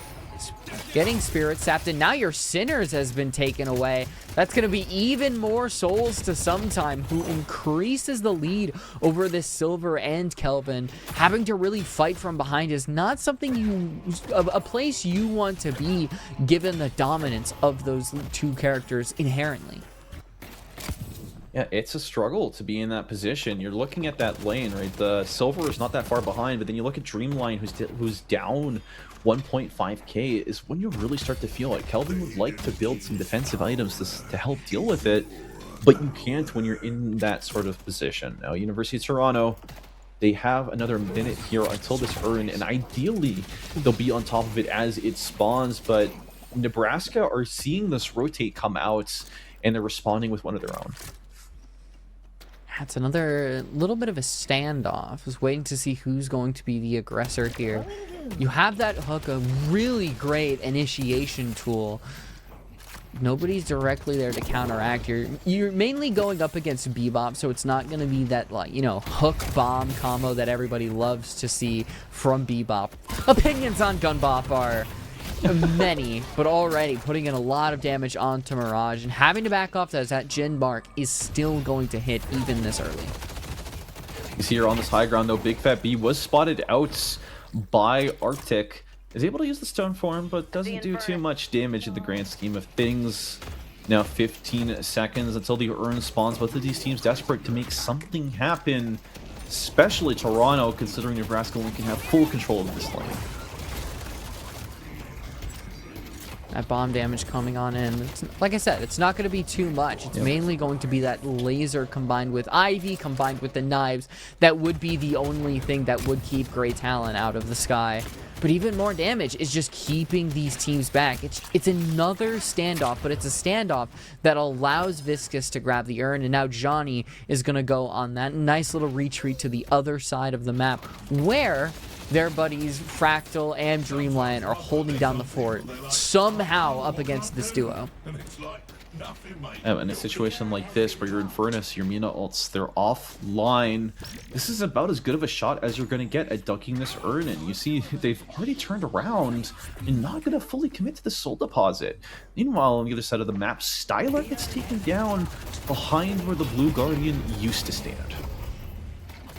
And that means they're going to continue to farm up a very slight 11k that has gone unnoticed by us casters. As we look toward the fight onto the left lane, the Hyper Beam is just going to keep this team away. And now an airdrop! Oh my goodness! It's a space laser! Drags him forward, but almost drags him towards his own grave. The bird intercepts them mid-air. He is able to survive again at a shred of health. In fact, he's got to be pounding sand at that one, though. We see the Shiv dropped down to 1 again.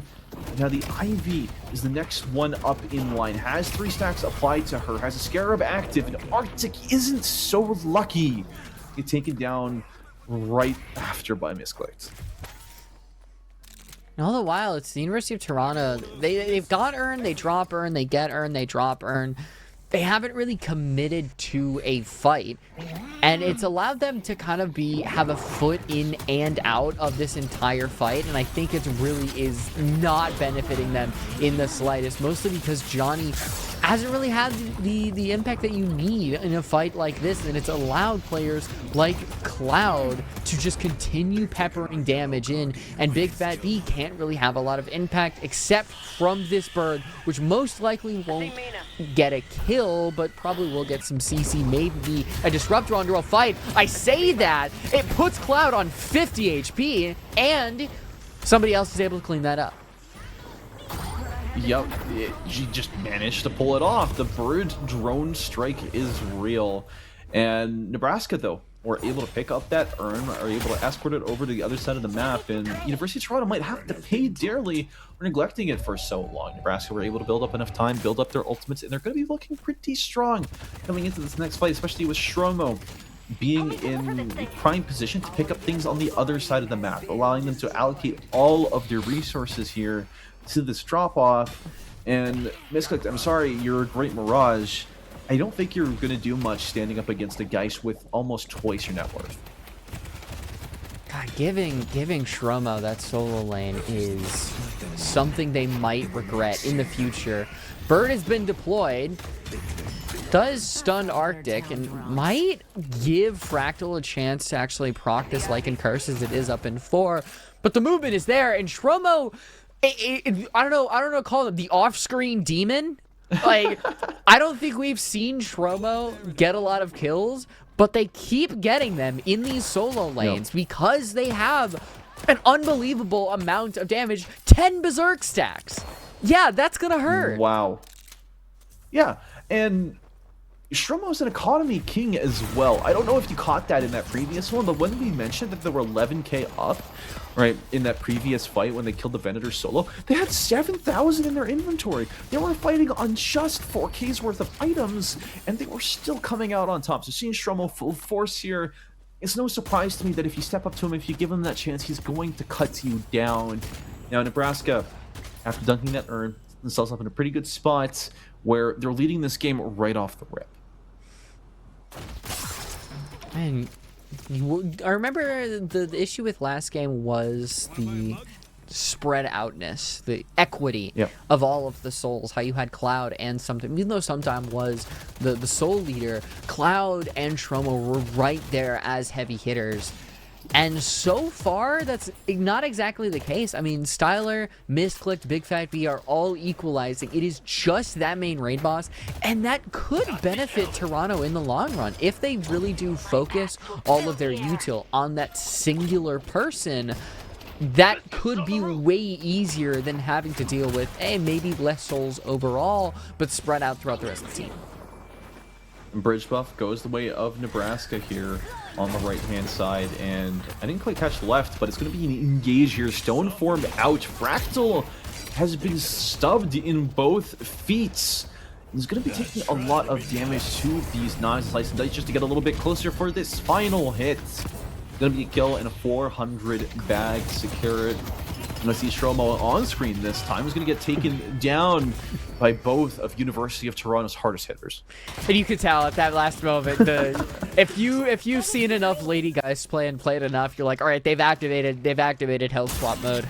Yeah. Shromo, if Shromo was close enough, things might have changed out, but I do like the fact that they're able to have the two players with the most souls gang up on Shromo, who may have gotten a little too big for their britches, and that shuts them down for about 15 seconds, which means that Nebraska cannot commit to this earn play because they do not have their main damage dealer alive. And, well, as we can see on the map, I don't know if Nebraska can, there were 4 people all scattered around this earn ready to fight for it. And one big point of contention here is Sometime is taking up that role, splitting on the other side of the map, so Shromo can pick up this earn fight.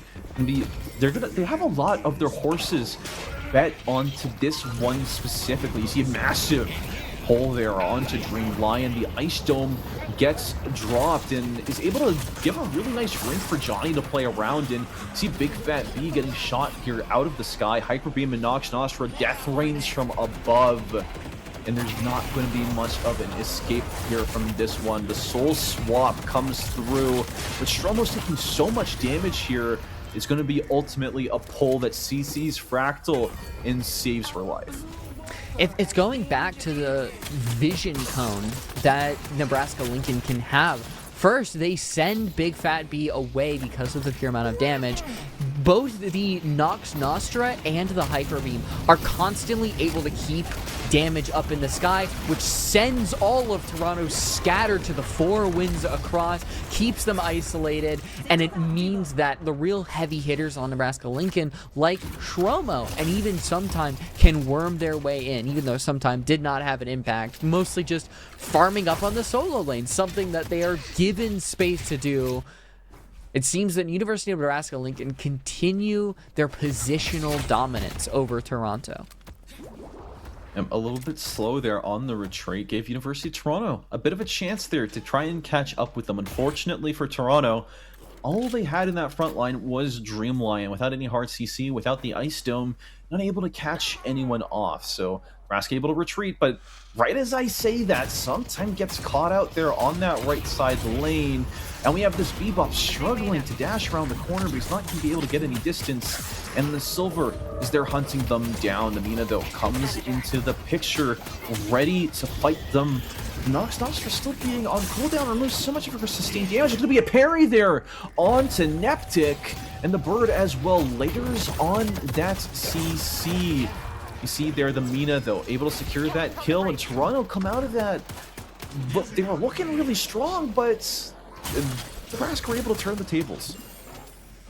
Yeah, I think a lot of it comes down to just the support that Nebraska Lincoln are able to get each other. They put a lot of emphasis on Big Fat B and the Bird to really get value, but if you're not able to get too much out of the stun, let's say Silver is in that Lycan form and already has a lot of those abilities down, you just cannot actually get confirmation off of that Bird, which I think is being used partially as an execute tool, but if you don't have the damage to actually get those players low enough for that Bird to execute, it's not going to have the staying power that something like a Shiv ult might have.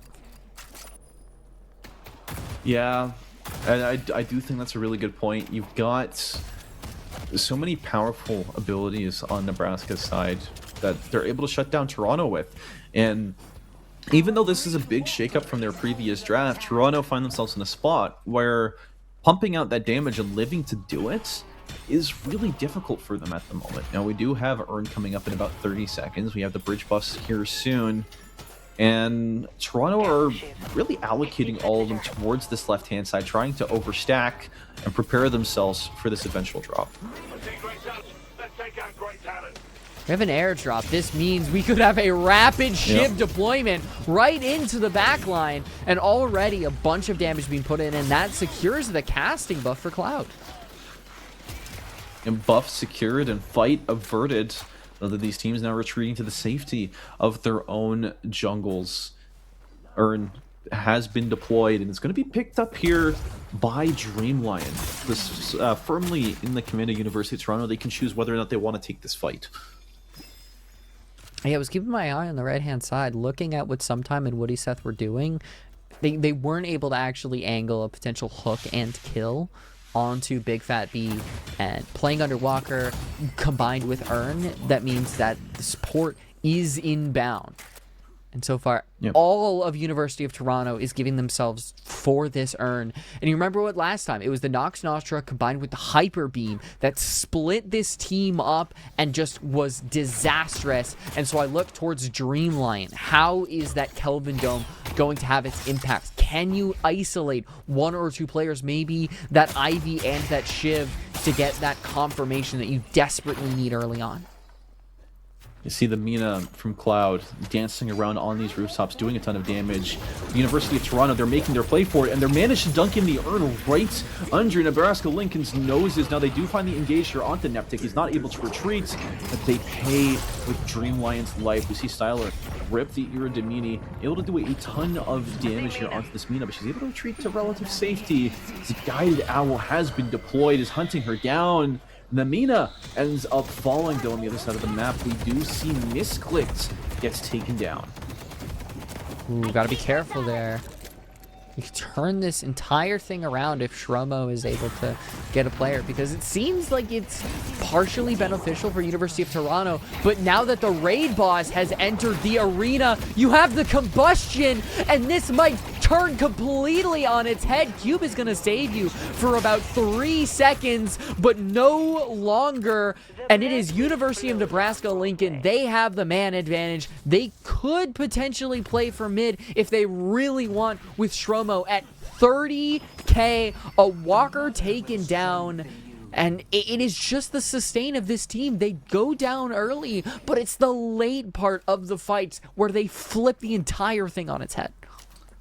Oh man, that hurts to watch. You see the GUI embrace save you, but it also dooms you in the same way, because Woody Seth is right there waiting to grab you out of it, pull you away from your friends. And ultimately, you're going to be able to secure more kills. And University of Toronto, yes, they did a good thing. Yes, they got the Earn. They still find themselves trying to fight their way out of this massive deficit they find themselves in. Now Styler, it's one of those things where Styler, as hefty as they are, as big soul leader as they are, they're still going down really early in a lot of these fights. So which means that your core damage dealer is gone. And you know who isn't dying early? Shromo. Neptic is gone, but that's your main frontliner there. That means you're going to be able to maybe soak a little bit more. But you need damage to do that. That's the issue, is you'd rather take, you know, your Shiv, who, as good as Shiv can be, they're only at 22k compared to the big boss of Styler. That's a trade I take any day of the week. Yeah, and you know, considering how they have to use a lot of big abilities, Toronto don't have that many cooldowns that they can spare on Shromo afterwards, and that continues to play a lot into Geist's toolkit. He's able to drain things out, suck their souls for longer, and play the fight until she's able to ramp up, get those 10 berserk stacks, do a shit ton of, and then do a ton of damage. A Frozen Shelter comes out, and Woody Seth is able to be shut down. The bird comes through, and the swap ultimately results in Big Fat B's death. You see the fight continuing though as the combustion comes through. Not able to stun anyone though, as he ultimately gets run over by the goo ball. Dreamline eventually falls as Shromo, as mighty as they are, is taken out of the picture. Fractal trying to hunt people down through this Lycan Curse. Doesn't quite set their sights on anyone just yet. Sometime is going to be up next, but shedding their werewolf form, they're a lot more vulnerable than they were before. Having to play the waiting game, having to run away, and do a little bit of damage while they do it. You do not want to be here if you're Sometime. You're not going to be able to get any confirmation. Any more deaths, and honestly, it could be University of Toronto maybe going for mid. We'll have to see. We have a very quick pause, but it feels like that is the first fight that the University of Toronto defiantly win. Shromo, I mean, the swap completely changes the entire game. It allows you to kill Big Fat B, but eventually the constant sustain, the splitting of the team, that is the difference. Is you have your Infernus and your Ivy set on one side, while you have Geist and your Shiv on the other, and it creates, you know, a situation where you're not really able to help each other. You're not able to give that CC. You're not able to give that knife damage over to help Shromo. It creates an isolation in which you get a kill and you keep Styler alive, which means more damage, along with the silver, which means more sustain, and it's a combination made in heaven. It's always nice to see those big payoffs. We're calling it out. Styler needs to live. Styler needs to be able to do more damage. And when you're able to catch Shromo off guard, when you're able to shut them down before they've had that ramping time, it's a night and day difference. Nebraska find themselves down 3 members, and Toronto looking to convert this into a mid-boss. Oh no, Fractal falls. I don't know if you can get mid-boss off of this. You're going to be able to have Nox Nostra up. Most likely, yep. Sometimes Combustion is going to be available. This is it's a risky mid-boss, and we'll have to see if it pays out, as they seem like they really do want to commit. But the longer they do this, Stone Form could be available if they just keep slowly ticking it away. The call was made to complete it as the Reju falls. I'm sure Nebraska will start pouring into this room. The combustion comes through, but it's going to be 3 Rejus finding their way over to University of Toronto. Now all they have to do is win the follow-up fight, as we see Shromo falls first, followed up by Sometime. And that's it, you've done it. You've got the Rejus, you managed to get the kills, and yes, you lose one. Big Fat B consumes it to revive themselves to stand and live another day. They managed to get 4 kills, the 2 Rejus, and they're going to use this to get the Urn, the Walkers, and so much more, all their heart desires across this map. It shows you the impact a single fight can have.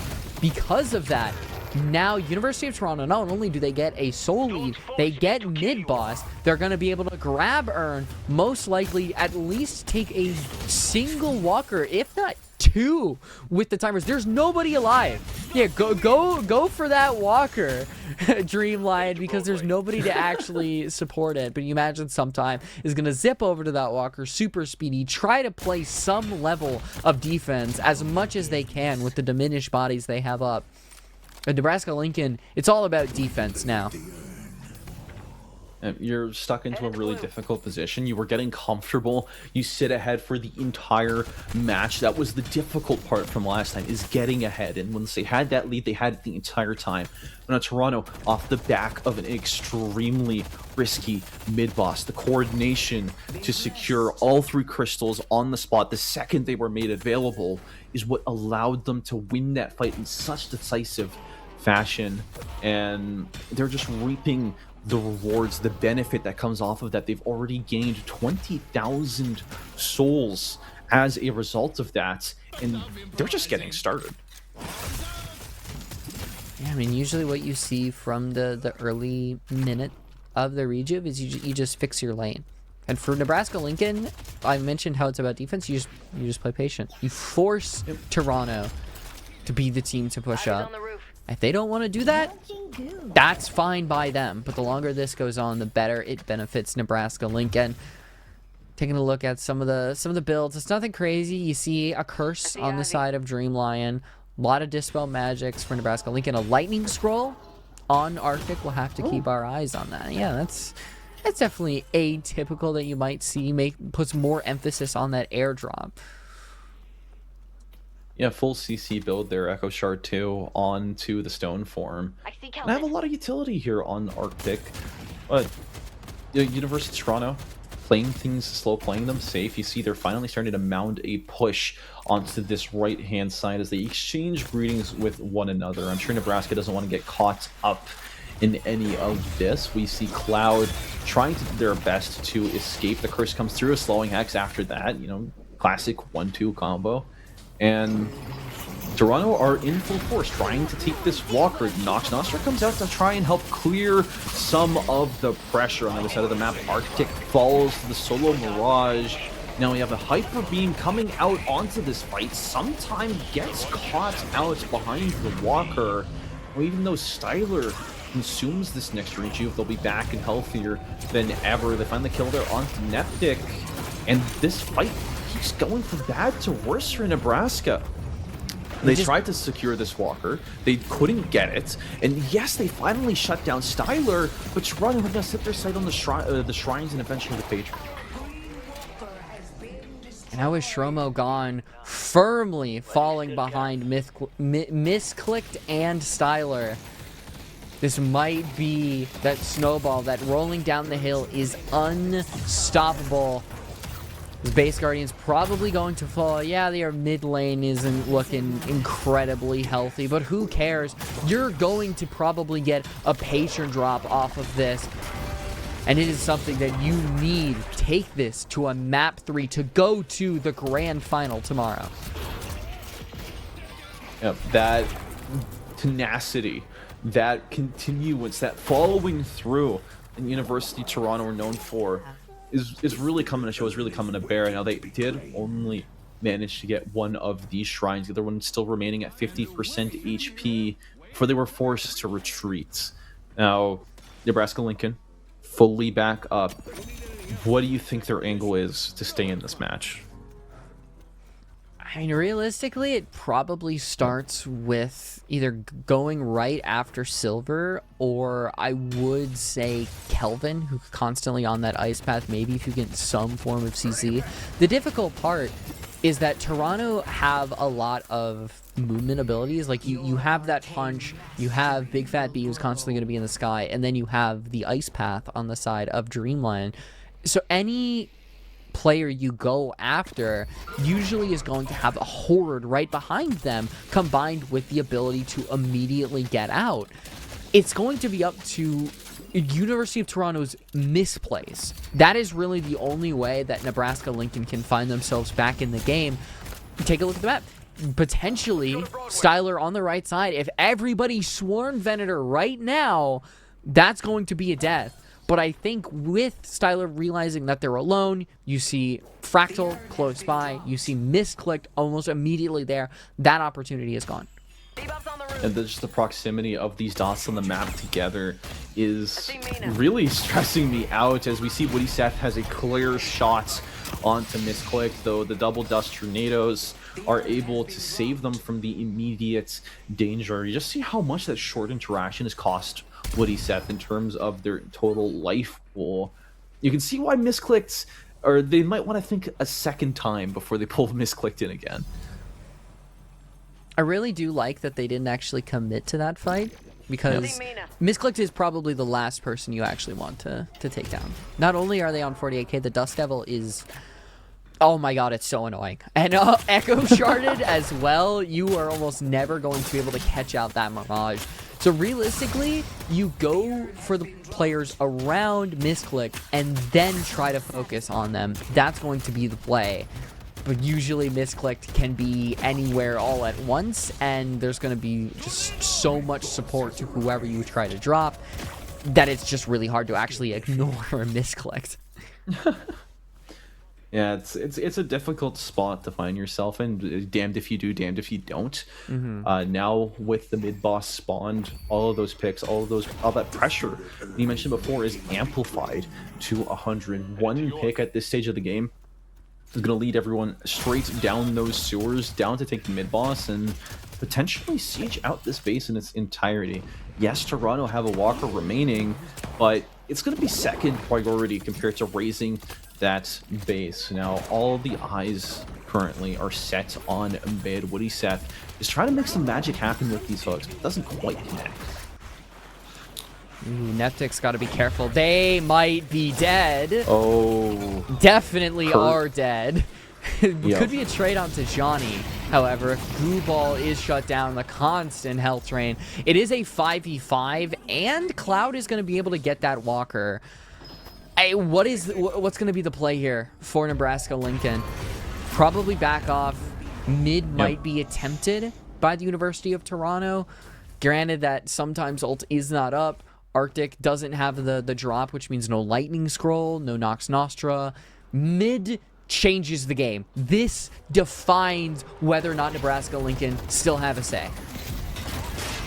Mid boss is very risky there, as you see the unstoppable Anstromo charging head first into that hallway, but it's going to be sometimes that gets caught out first. Stromo struggling to find their target, does end up falling. And now the mid boss that was so risky that we were doubting, that we weren't sure what was going to happen, ended up working out so well into Toronto's favor. They're going to claim it, and yet again, they're going to charge defiantly towards Nebraska's base. Just, hey guys, do you like Dust Devils? Do you like Dust Devil again? Do you like Dust Devil again? How about a Dust Devil again? I'm feeling another Dust Devil. Do you guys like Holy Grenades? How about Ice Beam? How about Frost Grenade? Let's stay in this incredibly small hallway. And let's actually kill sometime first, so you don't have the Infernus dashes to go off of. I'm really liking this fight. Let's continue. It is dominance from the University of Toronto. They're able to utilize their utility combined with positioning. That's the key thing. They're taking these fights in areas that completely benefit them. And just gonna call it 3 rejuves, pager and drop. This game is done. We are going to a map 3. Wow, we've done it. We did it. Like, it's happening. The 2-0 curse is like broken lower bracket finals that made it happen. The number 2 to the seed butting heads against each other in a masterful display. University of Toronto taking care of Nebraska. Their last forces, their last hopes, they're dwindling into the pits, trying to deny them, trying to buy more time, but ultimately Toronto claim pit, and another game is secured. And now everything gets so interesting, because each team has shown their strengths and shown their weaknesses, and it all culminates in a map 3 to decide who plays in that grand final, the first one of the playoffs, and the first map that University of Toronto have been able to take off of Nebraska. That 3-match streak is officially broken, and an incredibly exciting one.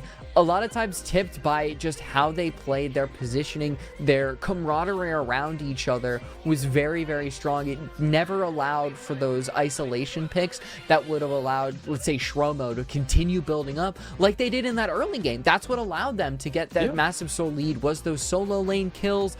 That was stopped. They played around each other. They played these objectives incredibly well. And we go to map 3. MVP Ghost style, or who would have thunk? Stop dying first, and you become the match carry. Jokes aside, though, there is a ton more to it. The Sinclair player coming back with a vengeance. His main has been banned out almost every single match tonight, and I don't really foresee that changing anytime soon. And they're really proving their worth here. 12, 5, and 14 on the Venator is a feat to behold. Yeah, you also do have to commend Kelvin with some really good ice domes, confirming kills. I think constantly going after the Mina with Ice Path, the curses, those have to be commended. I mean, 23 assists, you don't get that just by waddling around and throwing frost grenades at people's feet. No, Kelvin was into it, and it makes for an incredibly exciting draft 3, simply because are you going to stay with what you know, or are you going to deviate, adapt, or die? Toronto adapted, and they won. And the ball is back in Nebraska's court. You tried to do exactly what you did in the first game.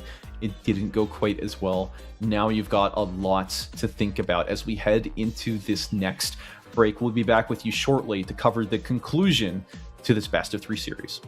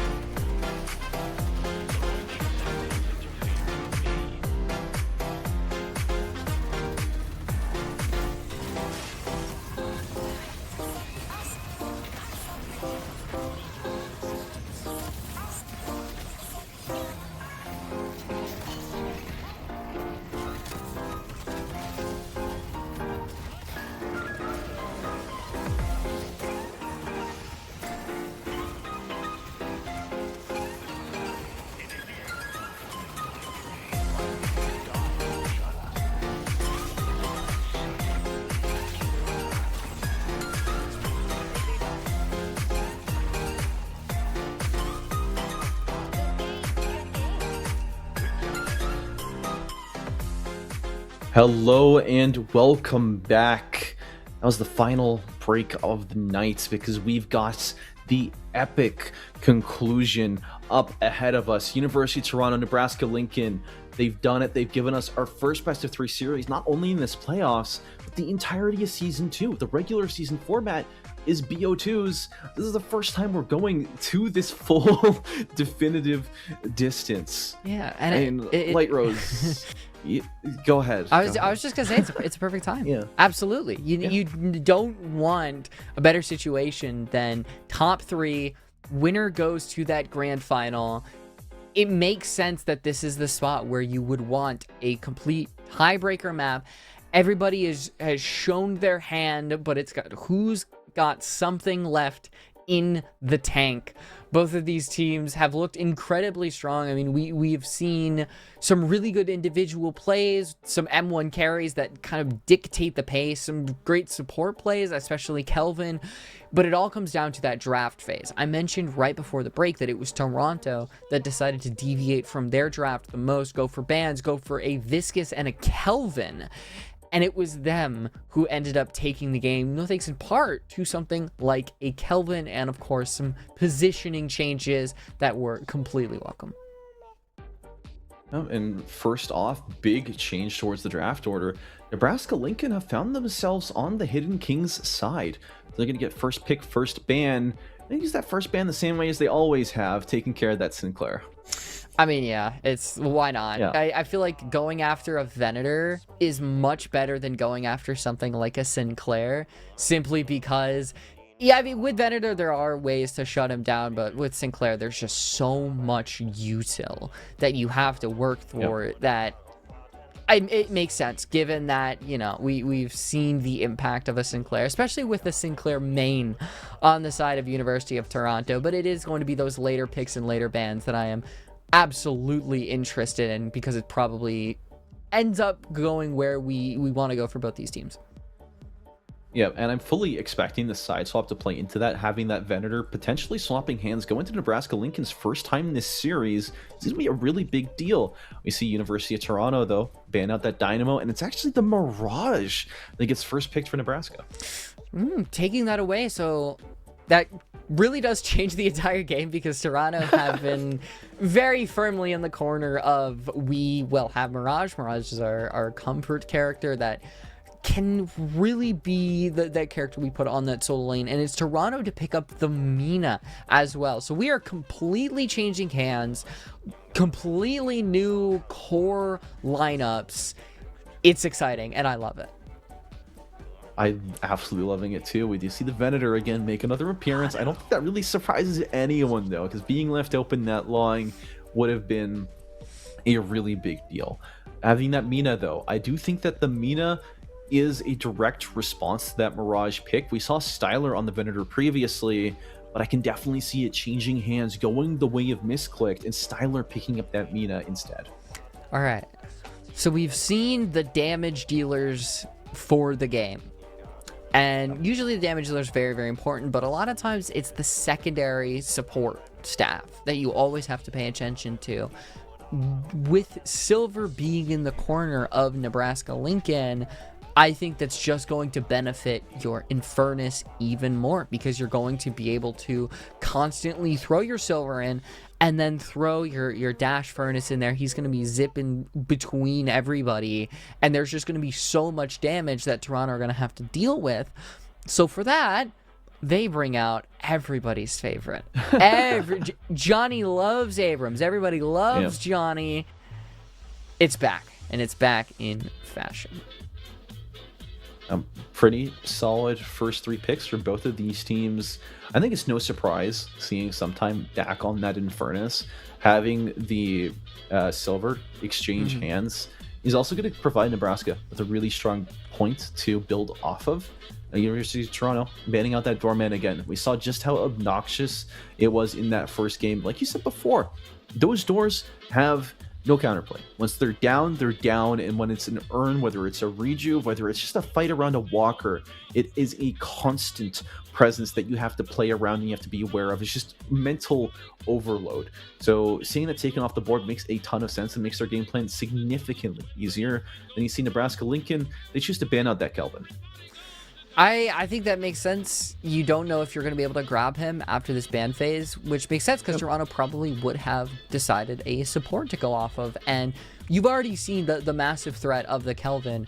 And if your opponent gets that with an Abrams, with a Venator, that is just a Thunderdome that you do not want to be in. And you much would rather take the Stone Form, which can be a really good mid-boss contest, and we have seen it make the difference. I think it was map 1. But Nebraska Lincoln, good old-fashioned Bebop. Cannot do any wrong. Woody Seth. Yep. Woody Seth, number 1. The 1 stands for Bebop because that It's the one character that Woody Seth plays. Yep, the one piece, if you will. But coming up next from Nebraska, we have the Lash. Lash, very absent here tonight, although he's been historically a pretty high priority pick. Just does so much. Those team fights are impeccable once you're able to land those death slams, especially once you have a bit of an open area to do it around those neutral objectives. And the University of Toronto pulling out that Yamato, potentially bringing Dreamline out of the support jail and giving him a little bit of time to breathe in the sun. Yeah, it's the dual front line that University of Toronto really do like to have, and you can't get the silver. I'm surprised we didn't see the Shiv. I mean, that's still on the table, but that was what University of Toronto ran in that first game, and it didn't have an incredible amount of impact. I think the Yamato... In that first game, I said it over and over again. What was the problem? Execute potential. What does Yamato do? She can immediately zip to people and be that execute factor. So everything works to kind of be the Abrams Yamato in that front line. You put Venator in the middle, Mina in the middle, and then Grey Talon is just doing whatever he wants in the lane. Here comes a bird, and suddenly all those ultimates that you had, whether it was combustion, whether it was... the Hyper Beam, are completely stopped, thrown right into the mix with Toronto. Big Fat Bee's birds have just been everywhere. They've done everything. Big Fat Bird. And Big Fat Bird, right? That's all you got to say. Looking at Nebraska, though, last pick is the Drifter. I don't know about that one. We've seen a Drifter here before tonight. We've seen it picked in a very similar position. There's something about it that doesn't really compute. You have your primary, your secondary carry, you got your picks, and then a Drifter that last slot instead of a support. It doesn't quite sit right with me. What about you? Yeah, look, I've said it before. Love Drifter. favorite character to play in the game. He's in a really weird spot, and you can't consistently run him as an M1 because he does have an incredibly slow rate of fire, and you mostly play around the Rend early game, and I know that a lot of players don't like to run like burst fire, so it's something where you play around Eternal Night and then have the rest of your team clean up. So I think a lot of it is going to come down to Sometime. We have to keep our eyes on Sometime, who is mainly going to be the difference maker in a lot of these fights, which mainly...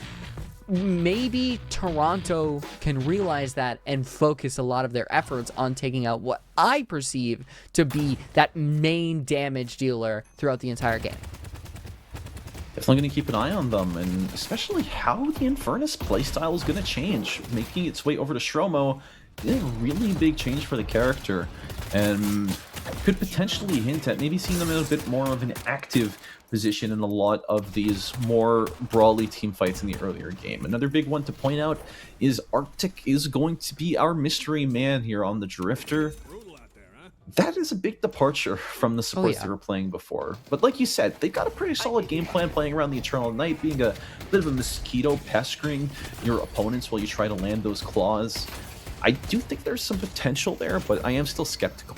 I mean, there is no dedicated support. Ooh, parry happens. I don't know if it'll amount to too much. It's about 200 HP, but what I was going to say is you don't have a dedicated support on Nebraska Lincoln. You know, no Kelvin, no Dynamo, Ivy was taken, there's no Page. Green Drifter. Hear me out. Green Drifter. You are maybe not green, but something where you play around Eternal Night, where you buy into Superior Duration. You play around maybe like those debuffs, play into Rend. I don't know. It's something where University of Nebraska-Lincoln really do like some of their supports, especially we've seen some of their Kelvin play. What are they going to do now that that is completely off the board? Are they going to have some weird adaptations, or are we just going to go completely supportless throughout the entire game? Yeah, it's going to be pretty strange, but what's also strange is seeing Sometime Fall this early. A parry coming out onto Styler as both of these the remaining members are just staring each other down, waiting for that parry, a little bit too afraid to melee, perhaps.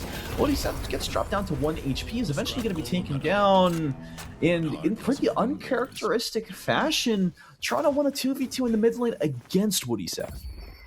I mean, if Bebop, getting close to Bebop, especially now that Bombop is not the big play, it's honestly not an awful idea, because the laser is something that really works the best at mid-range. If you have something like a Yamato and a Venator who have really good close-range abilities, that works perfectly fine. Bebop is just incredibly hit or miss, and you have to play around him for true utilization of the Bebop to work. You know what? That makes a lot of sense. I hadn't thought about it that way. My silly Oracle brain was taking a little bit to adjust to the change in play style. But yeah, being close range to somebody who has a big turn range will help you a lot. Now, looking here further though, there is a lot of trading on these side lanes, a little bit more than I would expect, to be honest. The Silver Lane and the Drifter together are shoving in lanes fast and trying to get trades onto the farming Ivy, right? You see Dreamlion there almost getting caught out there, able to escape before Mark was applied, but that might be an omen for a bit of a bitter future. Styler has to be careful. Only on a fraction of HP, but they have that healing, right? So should be able to zip right back up, combined with that healing trooper that they should get. I don't know, I worry about some of the lane health, especially now that Styler's back on critical HP. You have a Lash and Infernus, which sounds like the most annoying lane of all time, and it is, because Johnny isn't really able to get great charges when Lash is constantly flying through the air. It's a real struggle to try and execute your game plan, so you gotta adapt, you gotta go around it, and you're just playing a really slow, survival-oriented, I'm gonna go in, shove this lane, and then back out as far as possible. And preserving his health has been working out really well for him. Able to get a pin there onto Cloud, but it doesn't really connect, and a parry onto Dreamline is gonna result in one more, and the parry from Dreamline a second time, though, doesn't connect. And you do end up losing a really key figure right as those bridge buffs spawn. You're not able to rotate for them. Casting buff over to this Infernus, I don't want to be anywhere near him. I don't know. One of my favorite parts about late is when you have something like that, where somebody gets parried and then it turns into a parry melee free-for-all. It is so incredibly fun, but in a coordinated environment, when you can communicate things like that, it turns into almost a completely winnable situation. Once you say, okay, I'm gonna parry here in case they melee, okay, I'm gonna melee the parried person, yada yada yada, so on and so forth. It's great. Yep. And we see here the aggression is non-stop. Johnny, you mentioned it before, how difficult it's going to be for him to find those soldier charges, but that isn't going to stop him from trying. On the other side of the map, we see Neptic here shoving in this lane. A bit freed from his Shiv shackles, is performing pretty strongly, having this advantage so far. Lycan Curse does pop a little bit too early for comfort. This is going to force Nebraska into an awkward choice. Do we dive here, or do we just let it go and we accept that 30-40 second cooldown? I mean, why not? You've got the troopers melee or parry the tower and then just get a couple bullets on there. Back off. Why not? It doesn't hurt you with the health states that Arctic and Neptic are at. It works perfectly fine. Cloud is going to find that Mina, which means that Johnny is pushed back even further under that tower. So far, Nebraska Lincoln seem to be dominating in this lane phase. They constantly are pressuring these Toronto laners up against the wall.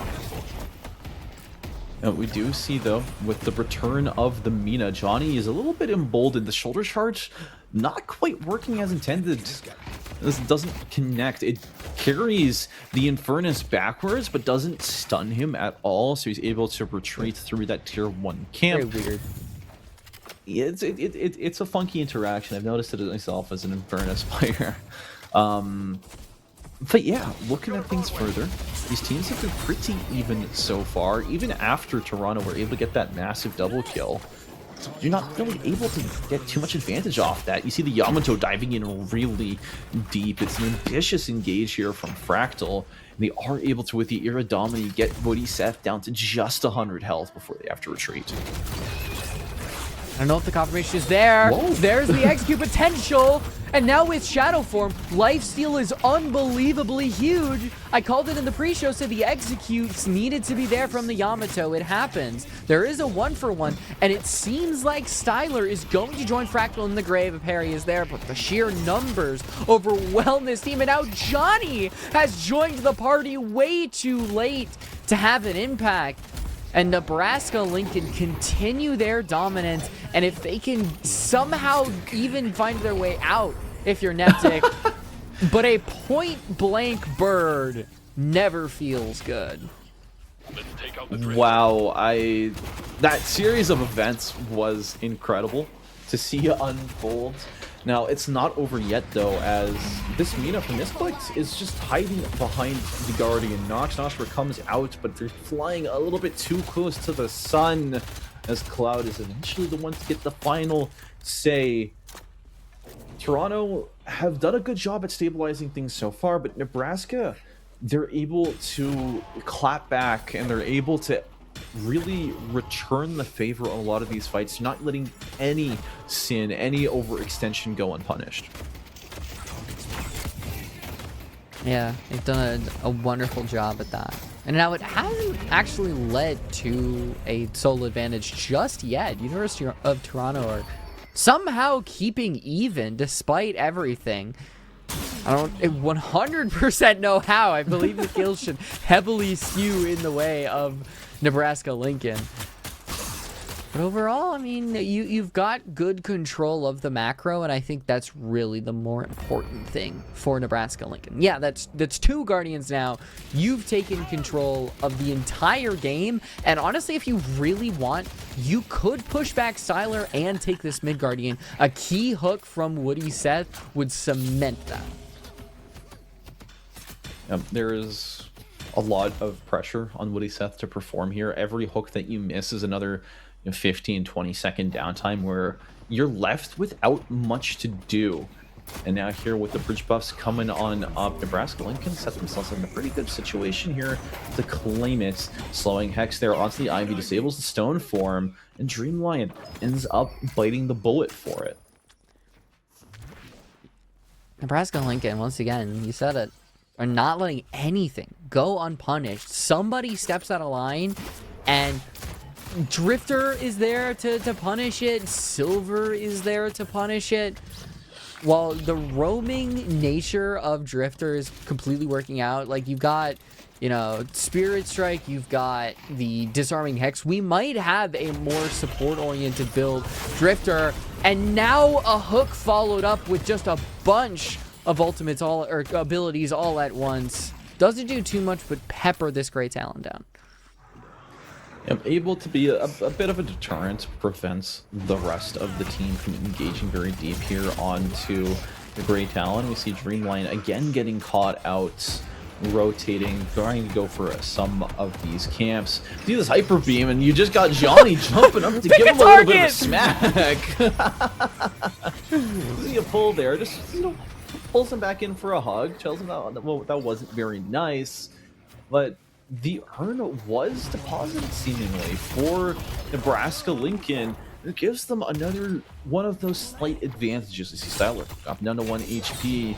And Fractal is trying to meet them in mid-air, do a lot of that damage, and prevent them here from chasing further. Gonna be a gut shot straight into the wall, back under to take down Cloud.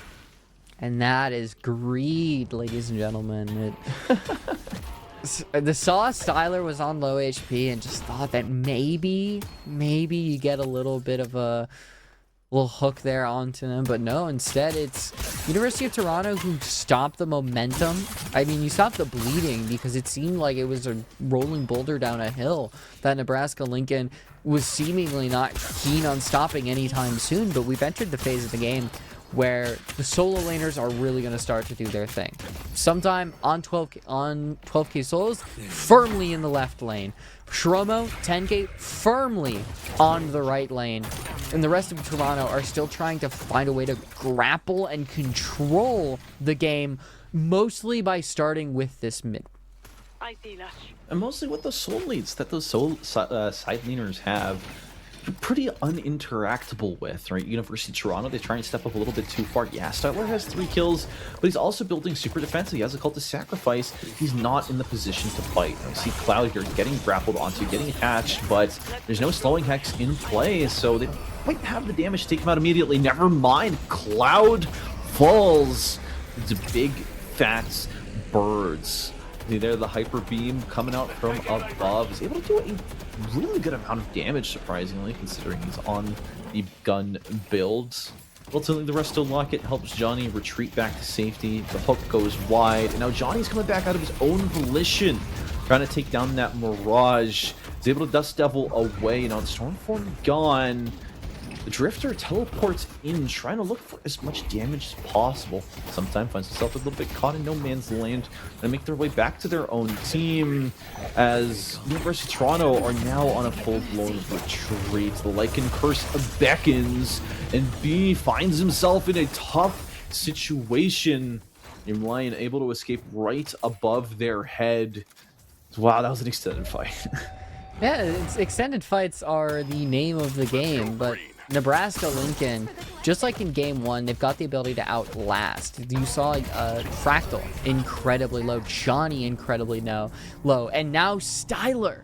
The solo lane problem, it was emergent in the mid game of the second match, where Shromo would constantly take fights, would have a very minor soul lead, and would win them, which led to even more fights happening on that solo lane, which led to even more leads. And it was only once Toronto stopped feeding Shromo, when they actually started grouping up and playing as a team, that they really started working together.